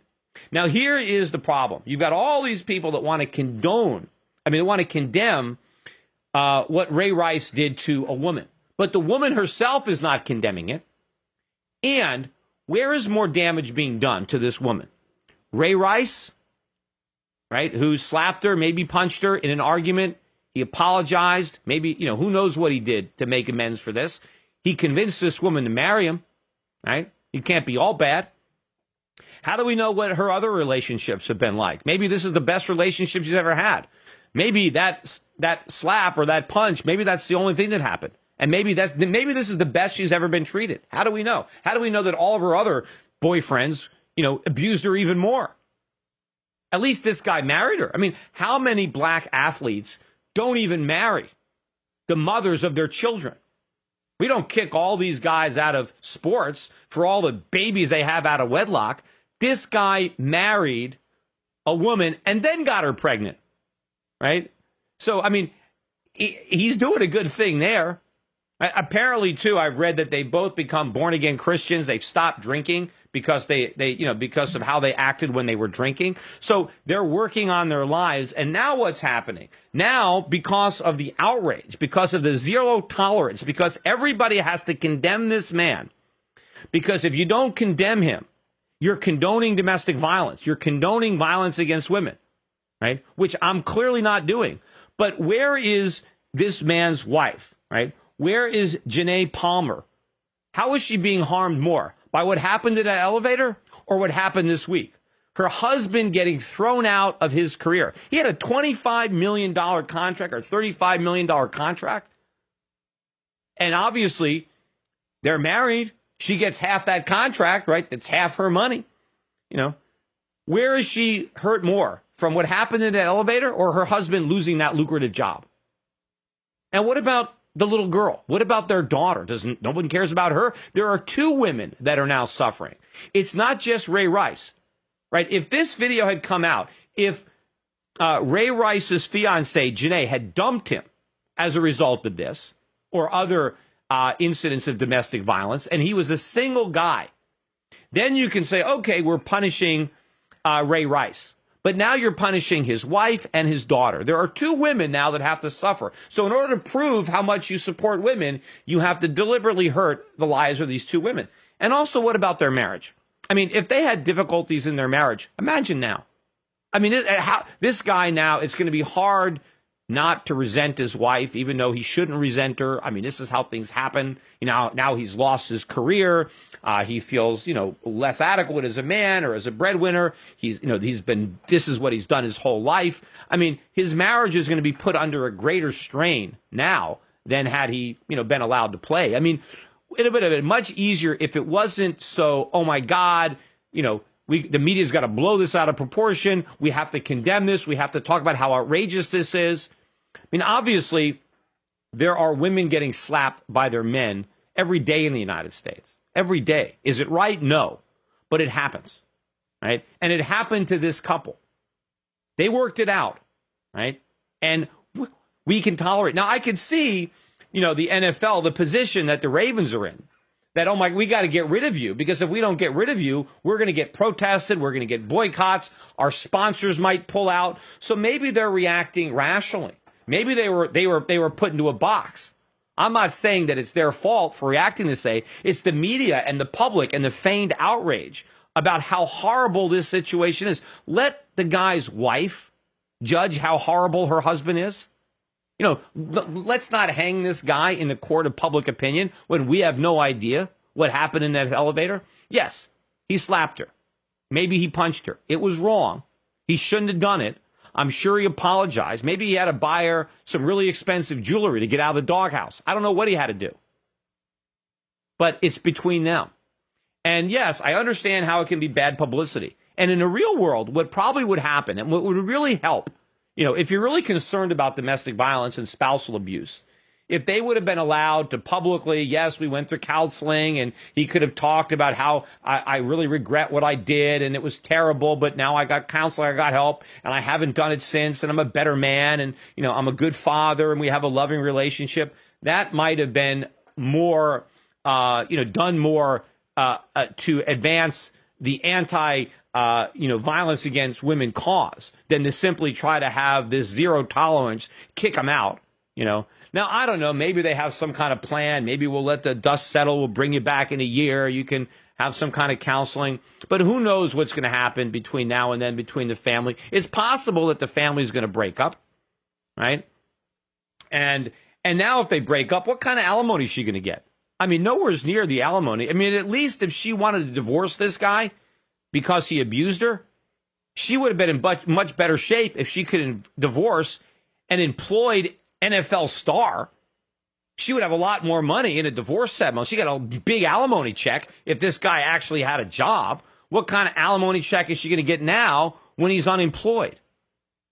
See, everybody can pretend, oh, yes, we really care about women. What about these two women? And again, it's not just the wife, it's the young little daughter who are important, right? But no, we have to show how much we are against domestic violence. We're all against domestic violence. Nobody thinks it's right to hit women. Nobody. And you can still defend the situation and say, you know what? Yes, he was a jerk. He shouldn't have hit her. It was bad. I can still tell my son, hey, you don't hit women, right? You don't hit women under any circumstances. And that doesn't be compromised because this guy did it. It doesn't mean I have to say, you know what? Because he did it, he can't play football anymore.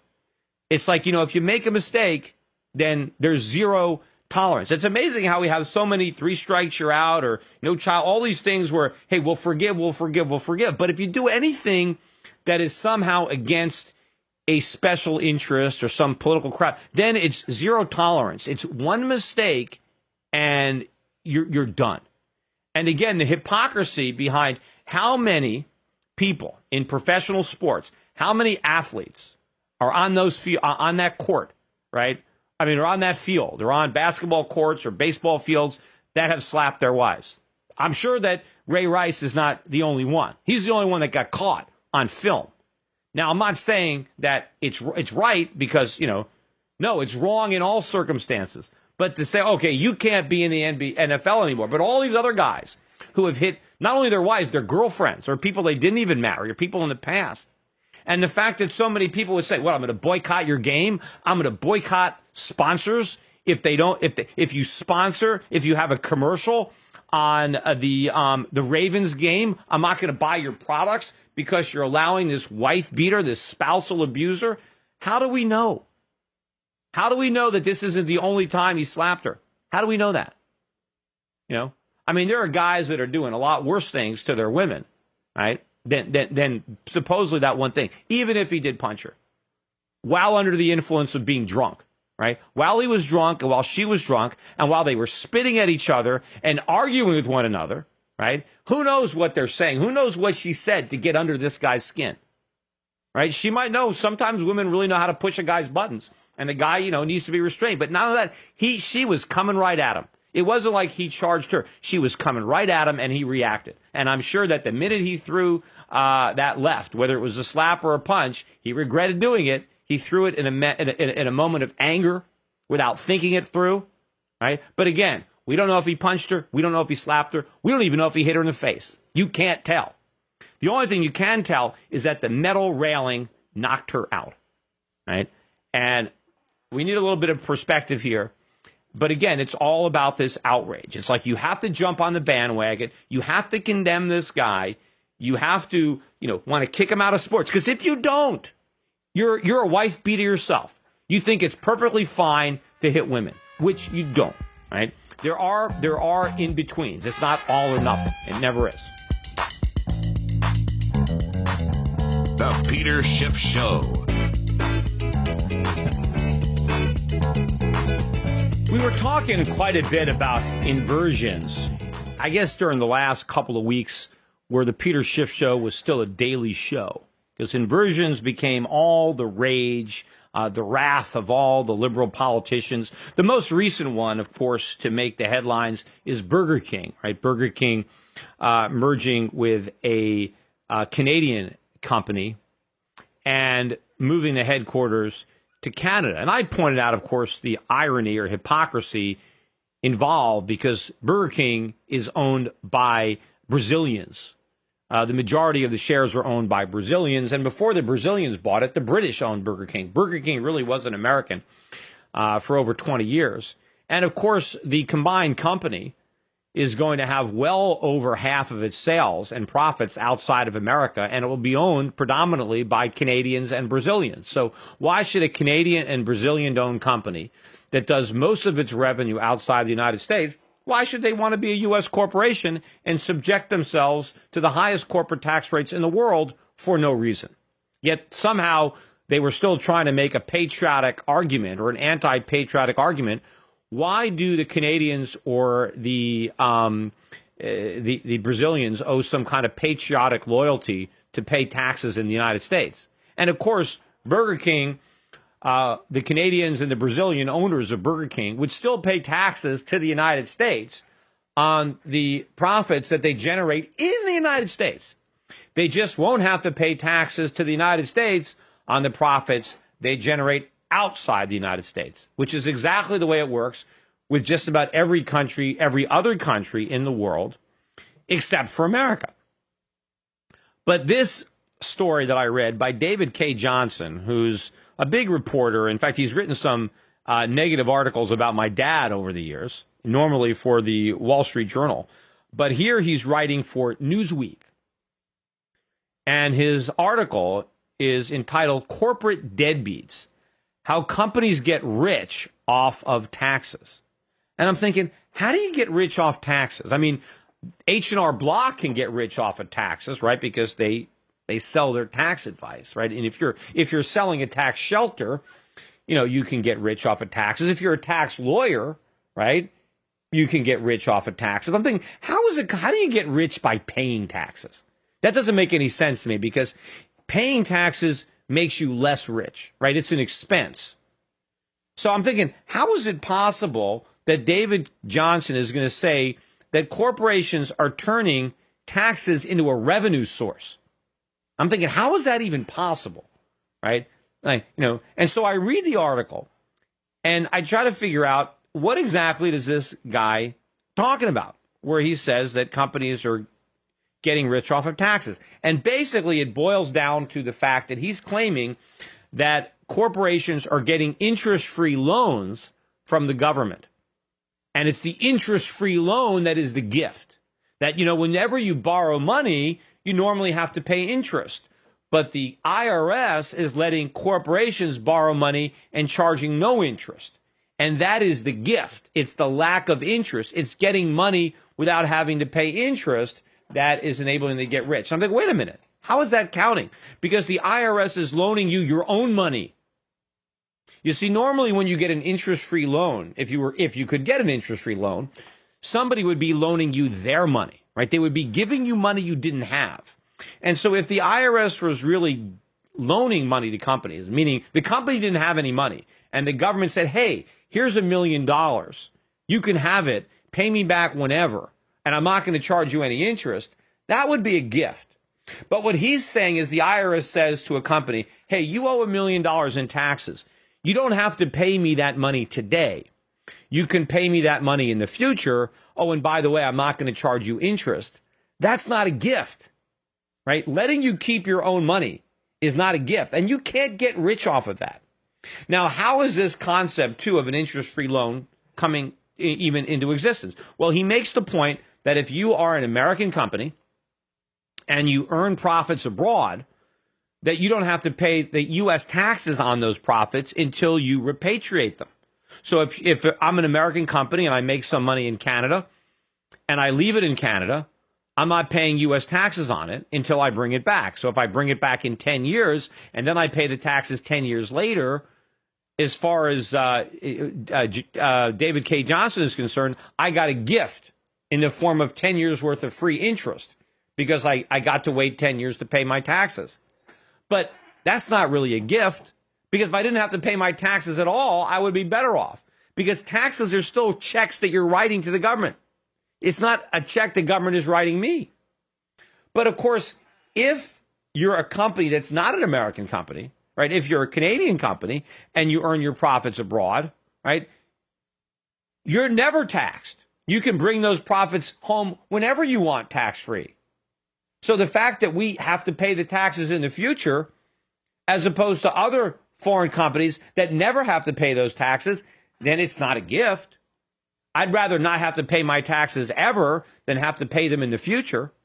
And somehow David K. Johnson says, well, because our companies have to pay taxes in the future, whereas companies incorporated in other countries never have to pay taxes at all, well, that our corporations are deadbeats and they're getting rich off the tax code.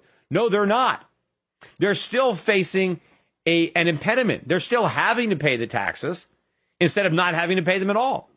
They're just paying them later. And of course, there is a negative aspect to that delay, in that if they want to pass on those profits to their shareholders, the shareholders have to wait for the money. You see, if a U.S. company is earning money abroad, right, it can't distribute. It can't take that money it earned and distribute it to its shareholders until it repatriates it and pays the taxes. So the owners don't have the use of the money either. I mean, the corporation still has it to make investments outside the United States, but it can't be brought back to fund investments in the United States or to pay dividends to its American shareholders. So they're doing without the money too. But if it was a foreign company operating under the same circumstances, their company could bring the money back tax-free the day they earn it, the year they earn it. And then they can pay salaries with it, or they can pay dividends with it, or make investments in the United States. So American companies are not getting rich off this tax code. They're just trying to figure out how to survive this tax code, how to maintain their competitive position when basically they're dealing with a stacked deck. They've got a liability that companies organized in other countries don't have. And one way to kind of level the playing field is at least to leave their international profits abroad as opposed to bringing them home. Because then if they leave them abroad, to the extent that they're there, they're on the same playing field as everybody else. And to expect them to bring the profits home just so they can pay their taxes now, as opposed to pay them later, when other companies don't have to pay them at all, right? They're still paying taxes. Remember, if an American company earns income abroad, it's paying taxes abroad on those earnings. If an American company earns money in Hong Kong, it's paying taxes in Hong Kong. It's not shirking that. It just doesn't want to pay a second level of taxes in the United States. But if a Canadian company earns money in Hong Kong, it pays the taxes in Hong Kong and then brings the money home tax-free. So how are our corporations deadbeats? They're still being penalized for being American. But the whole idea is to create the false impression that they're getting rich off the tax code, as if the government is giving U.S. corporations money. They're not giving U.S. corporations anything. They're taking from U.S. corporations. The fact that they're taking in the future something that other countries never take at all does not amount to a gift. And so the inference there, of course, is, well, the rest of us have to pay higher taxes. Because American corporations are shirking their responsibilities, the rest of us have to pay higher taxes. And that's just not true. They're not shirking anything. They're just trying to survive the U.S. government that imposes higher tax rates than anybody else. And if U.S. corporations paid more taxes, it doesn't mean that anybody else would pay less. I don't think that would happen at all. I think everybody else would still pay the same, maybe even more. Because what do tax revenues have to do with expenditures anyway? It's not like we have a balanced budget. I mean, you could make that argument if the budget was balanced. But we have a huge deficit.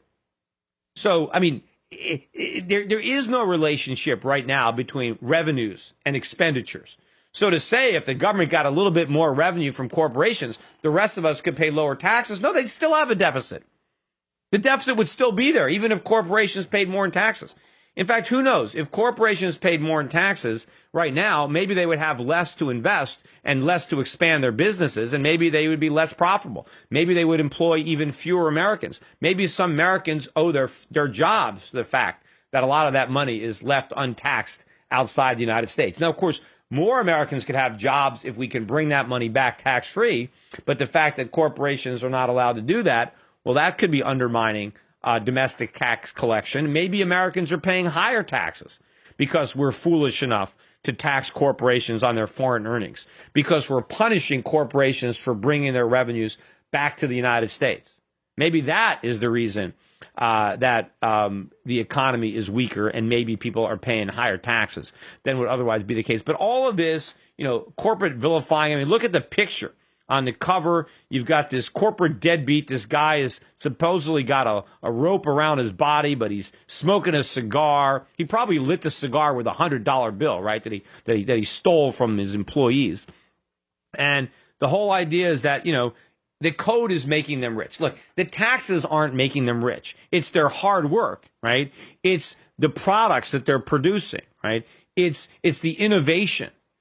That's what's making them rich. It's taxes that undermine those efforts. They're trying to get rich despite the tax code, right? They're not rich because of the tax code. There's nothing the U.S. government is doing to further the interest of these companies, right? Everything that they're doing is undermining that. And corporations have to spend a lot of money that might otherwise be used more productively to figure out how to avoid these oppressive taxes and regulations that are undermining the profitability. It's not the other way around. But again, they want to create the impression that all this money is being doled out to corporations. They just got their pockets open or their hands out, and the government is dumping all this money in there through the tax code. That's what inversions are about, because they want a reaction.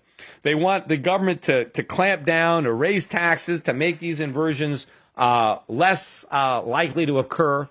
Raise taxes, vilify the rich, vilify the corporations, pretend that they're not getting rich because of their hard work or their innovation, but it's just free money they're getting from the government.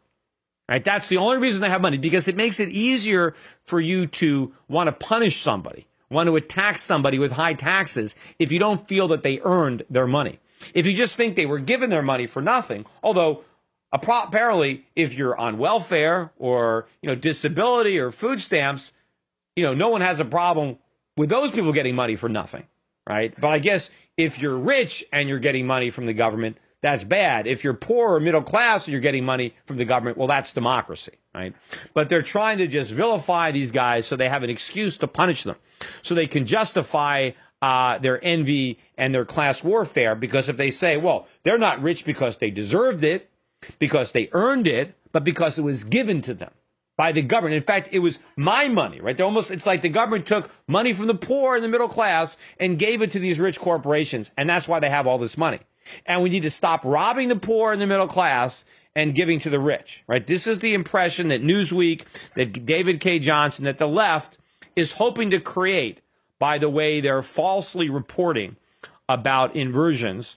And the true cause of the problem, which is not the corporations or the inversions, but the U.S. government and its abusive tax code, the highest, most corporate tax code in the world, and how the fact that corporations can get out from under it any way they can actually benefits the country. And of course, what would benefit the country the most if there was no tax to be avoided in the first place. In fact, what we really should do is abolish the corporate income tax completely, right? That's what we need to do for maximum economic growth, and let the employees pay the taxes on their incomes, the shareholders pay the taxes on their dividends and capital gains, and let the customers, I guess they end up paying it through the price of the products, but don't tax it at the corporate level, because all it does is undermine investment and economic growth. Of course, I like to get rid of the income tax on the personal level too,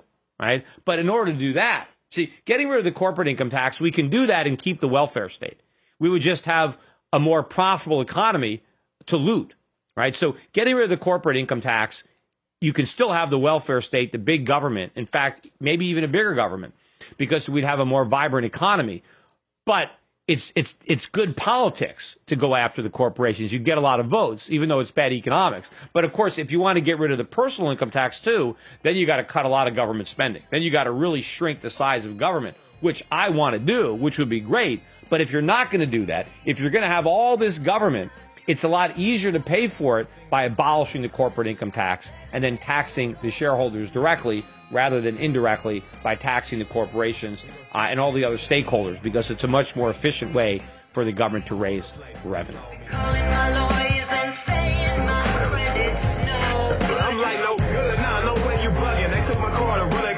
The Peter Schiff Show. I was stunning, should have never let you get free reign over my petty piece of change in the lane of a main dame. The looks that most of the action this week in the financial markets was in the currency markets, commodity markets, gold market. Stocks were on the defensive in the U.S., but it wasn't a big down week. In fact, I think the NASDAQ was about unchanged, but the Dow and the S&P were lower, not dramatically so, but the Dow did close below 17,000, 16,987, and looks like, I would guess by looking at the charts, that we have some more short-term weakness coming, another correction. Again, I'm not looking for a crash, because I do believe that the Fed won't let that happen, at least not yet. So there will be enough money printing. But again, the real action in the foreign exchange market, the Swiss franc closed at its lowest level, I think, since November of last year. Australian dollar is down to its lows, I think, since earlier in the year, was it maybe February or March. Gold all the way down to the lowest it's been since January. So almost all of the year's gains in the gold market have now been erased. And oil prices this week, although they bounced off the lows, but touching the lowest level that they've been since April, May of last year, of 2013. Oil getting down just above $90 a barrel. Remember, we were about 108 was the high back in late June. And so now we settled the week just over $92 a barrel. But all of this dollar strength was the result of everybody focusing on all the money that they're promising to print in Europe, in Switzerland, in Japan. And why are they promising to print all that money? Because they think it's going to grow their economies. It's not going to. It's going to interfere with economic growth. But one thing they will ignite is more inflation. So these low inflation numbers that we saw are all about to reverse, because all of these countries now seeing drops in their exchange rates, they're going to see increases in prices more directly as a result. In fact, look at how bad inflation already is now in Japan, and it's about to get a lot worse with this renewed weakness in the Japanese yen. Even though oil prices maybe are coming down for Americans, they're not really coming down for the Japanese or the Europeans.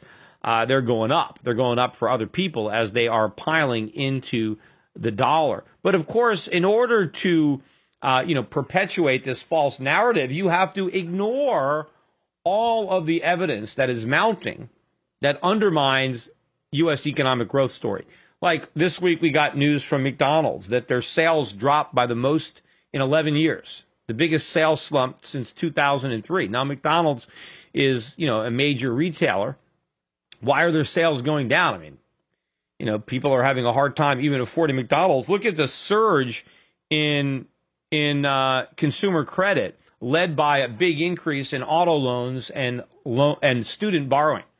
Again, why are people borrowing so much money to buy cars? And I mentioned that, car sales were the big driver of this week's retail sales, because the terms of financing are so loose. It's so easy to qualify for a loan. People are taking advantage of the fact that they're able to buy a nice new car, even though they really can't afford it, thanks to easy credit terms. And also, why are so many people going to college? They probably have no choice. They can't get a job. And the government will give them all this money if they just go to college. So you have people paying more money to go to college because there's no jobs. And they think that a college degree is going to help get them a job. No, it's not. It's just going to give them a big debt. So when they get out of college, they'll still be unemployed, except now they'll be unemployed with a bunch of debt. Maybe they'll learn something. Maybe they won't. Who knows? In fact, whatever you learn, you generally forget. A lot of times the way people study in courses, you don't even do anything until the day before your exam, and then you cram. And, you learn it, you memorize it long enough to pass your exam.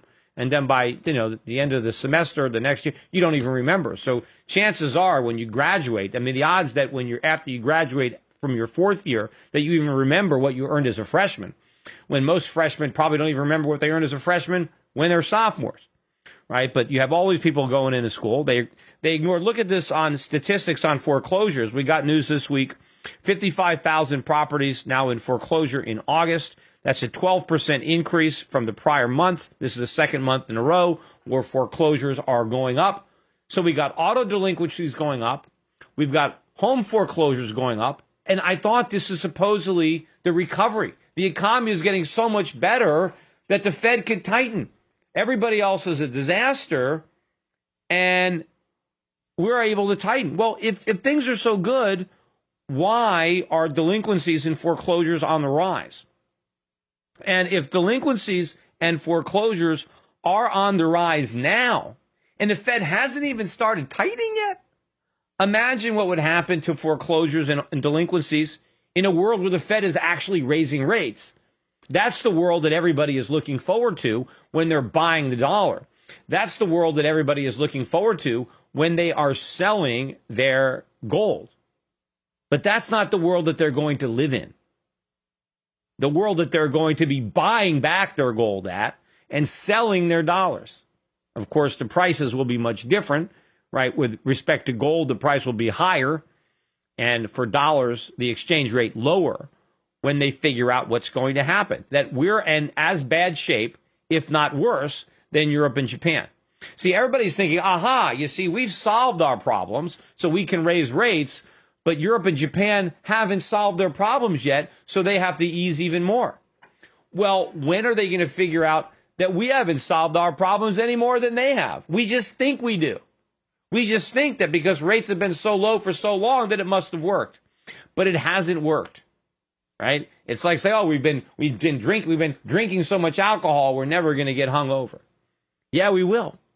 And in fact, it's just starting to show up, but people are ignoring the symptoms because they are wedded to this narrative and they don't want to change. Just like I mentioned in the case of, with Trayvon Martin or whatever back then, no matter how many facts come up to disturb what you want to believe happened, you remain oblivious to them. So you people want to believe this fantasy about this recovery. They want to believe that what the Fed did worked.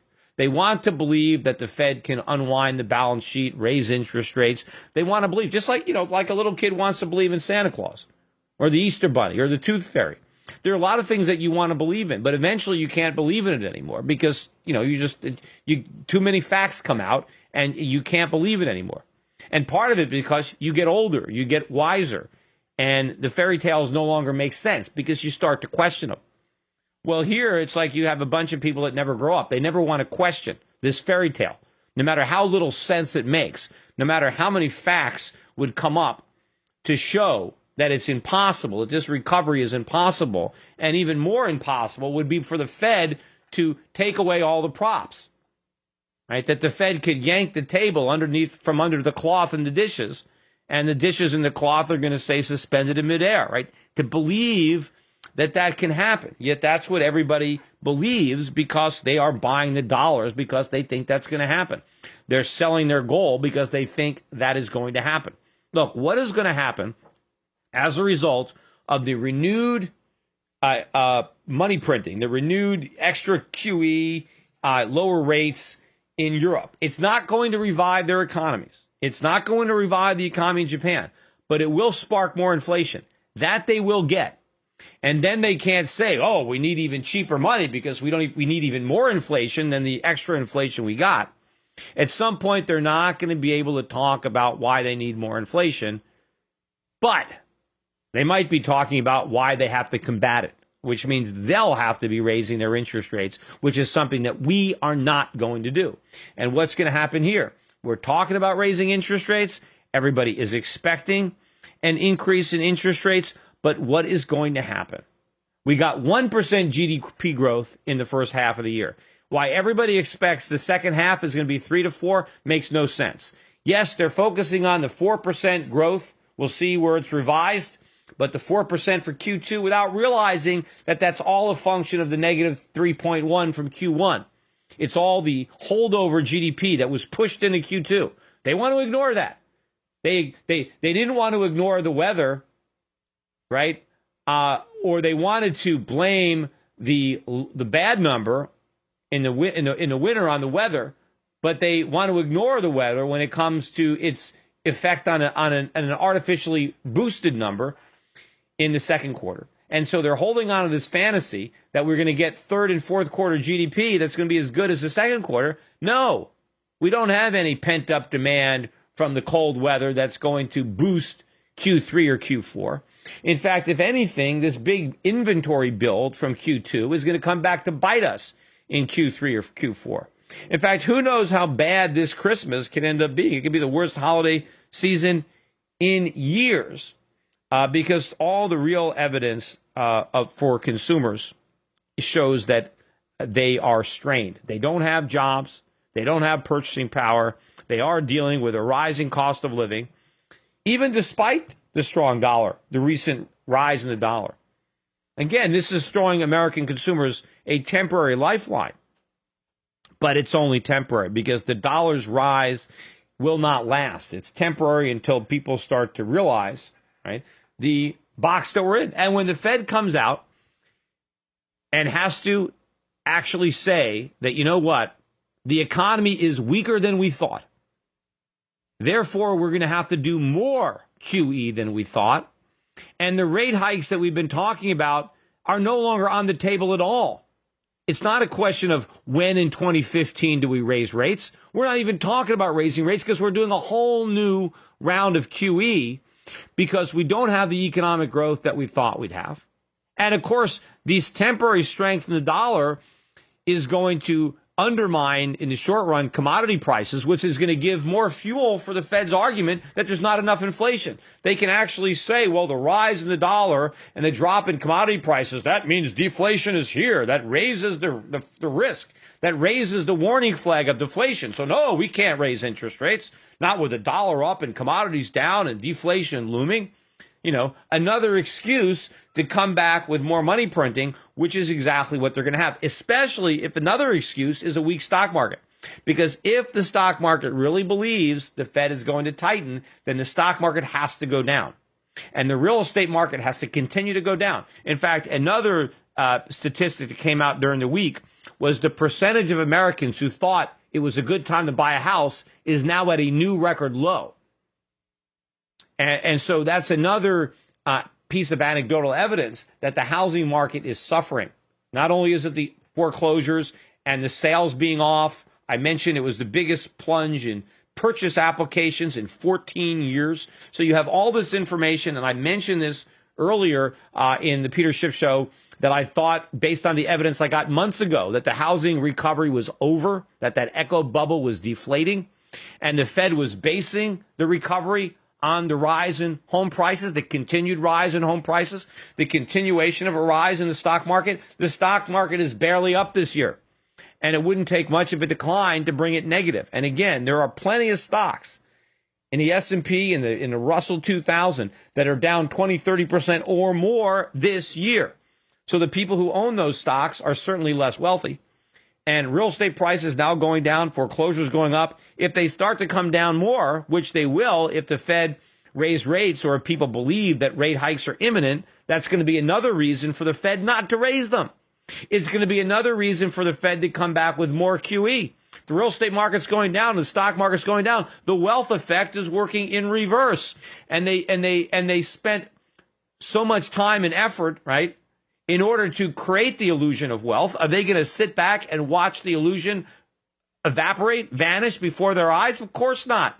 And the temporary strength of the dollar and the weakness in gold provides the cover. Because now they can say, well, there's no reason why we can't print money because the dollar's not weakening. The gold price isn't rising. So the markets, by buying the dollar on the basis of thinking the Fed's going to tighten, are basically helping to create the conditions where the Fed doesn't have to tighten. Right? It's these decisions to buy the dollar that now give the Fed a reason not to tighten, when the only reason people were buying the dollar is because they thought the Fed was going to tighten. But by buying the dollar and suppressing commodity prices, they make it possible for the Fed not to tighten, right? Damned if you do, damned if you don't. So it's a self-fulfilling prophecy that works in reverse, where the action of the market participants who are acting in anticipation of an event, their own actions make sure that the event that they're anticipating doesn't, in fact, happen.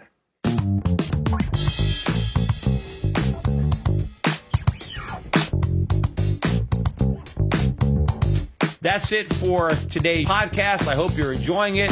I hope you are sharing it with your friends. Don't forget to like us on Facebook, to subscribe to our YouTube channel, follow me on Twitter, and help me spread the word about the Peter Schiff Show in podcast format so we get more people listening on a weekly basis to 2 hours of economic sanity in what is really an insane world.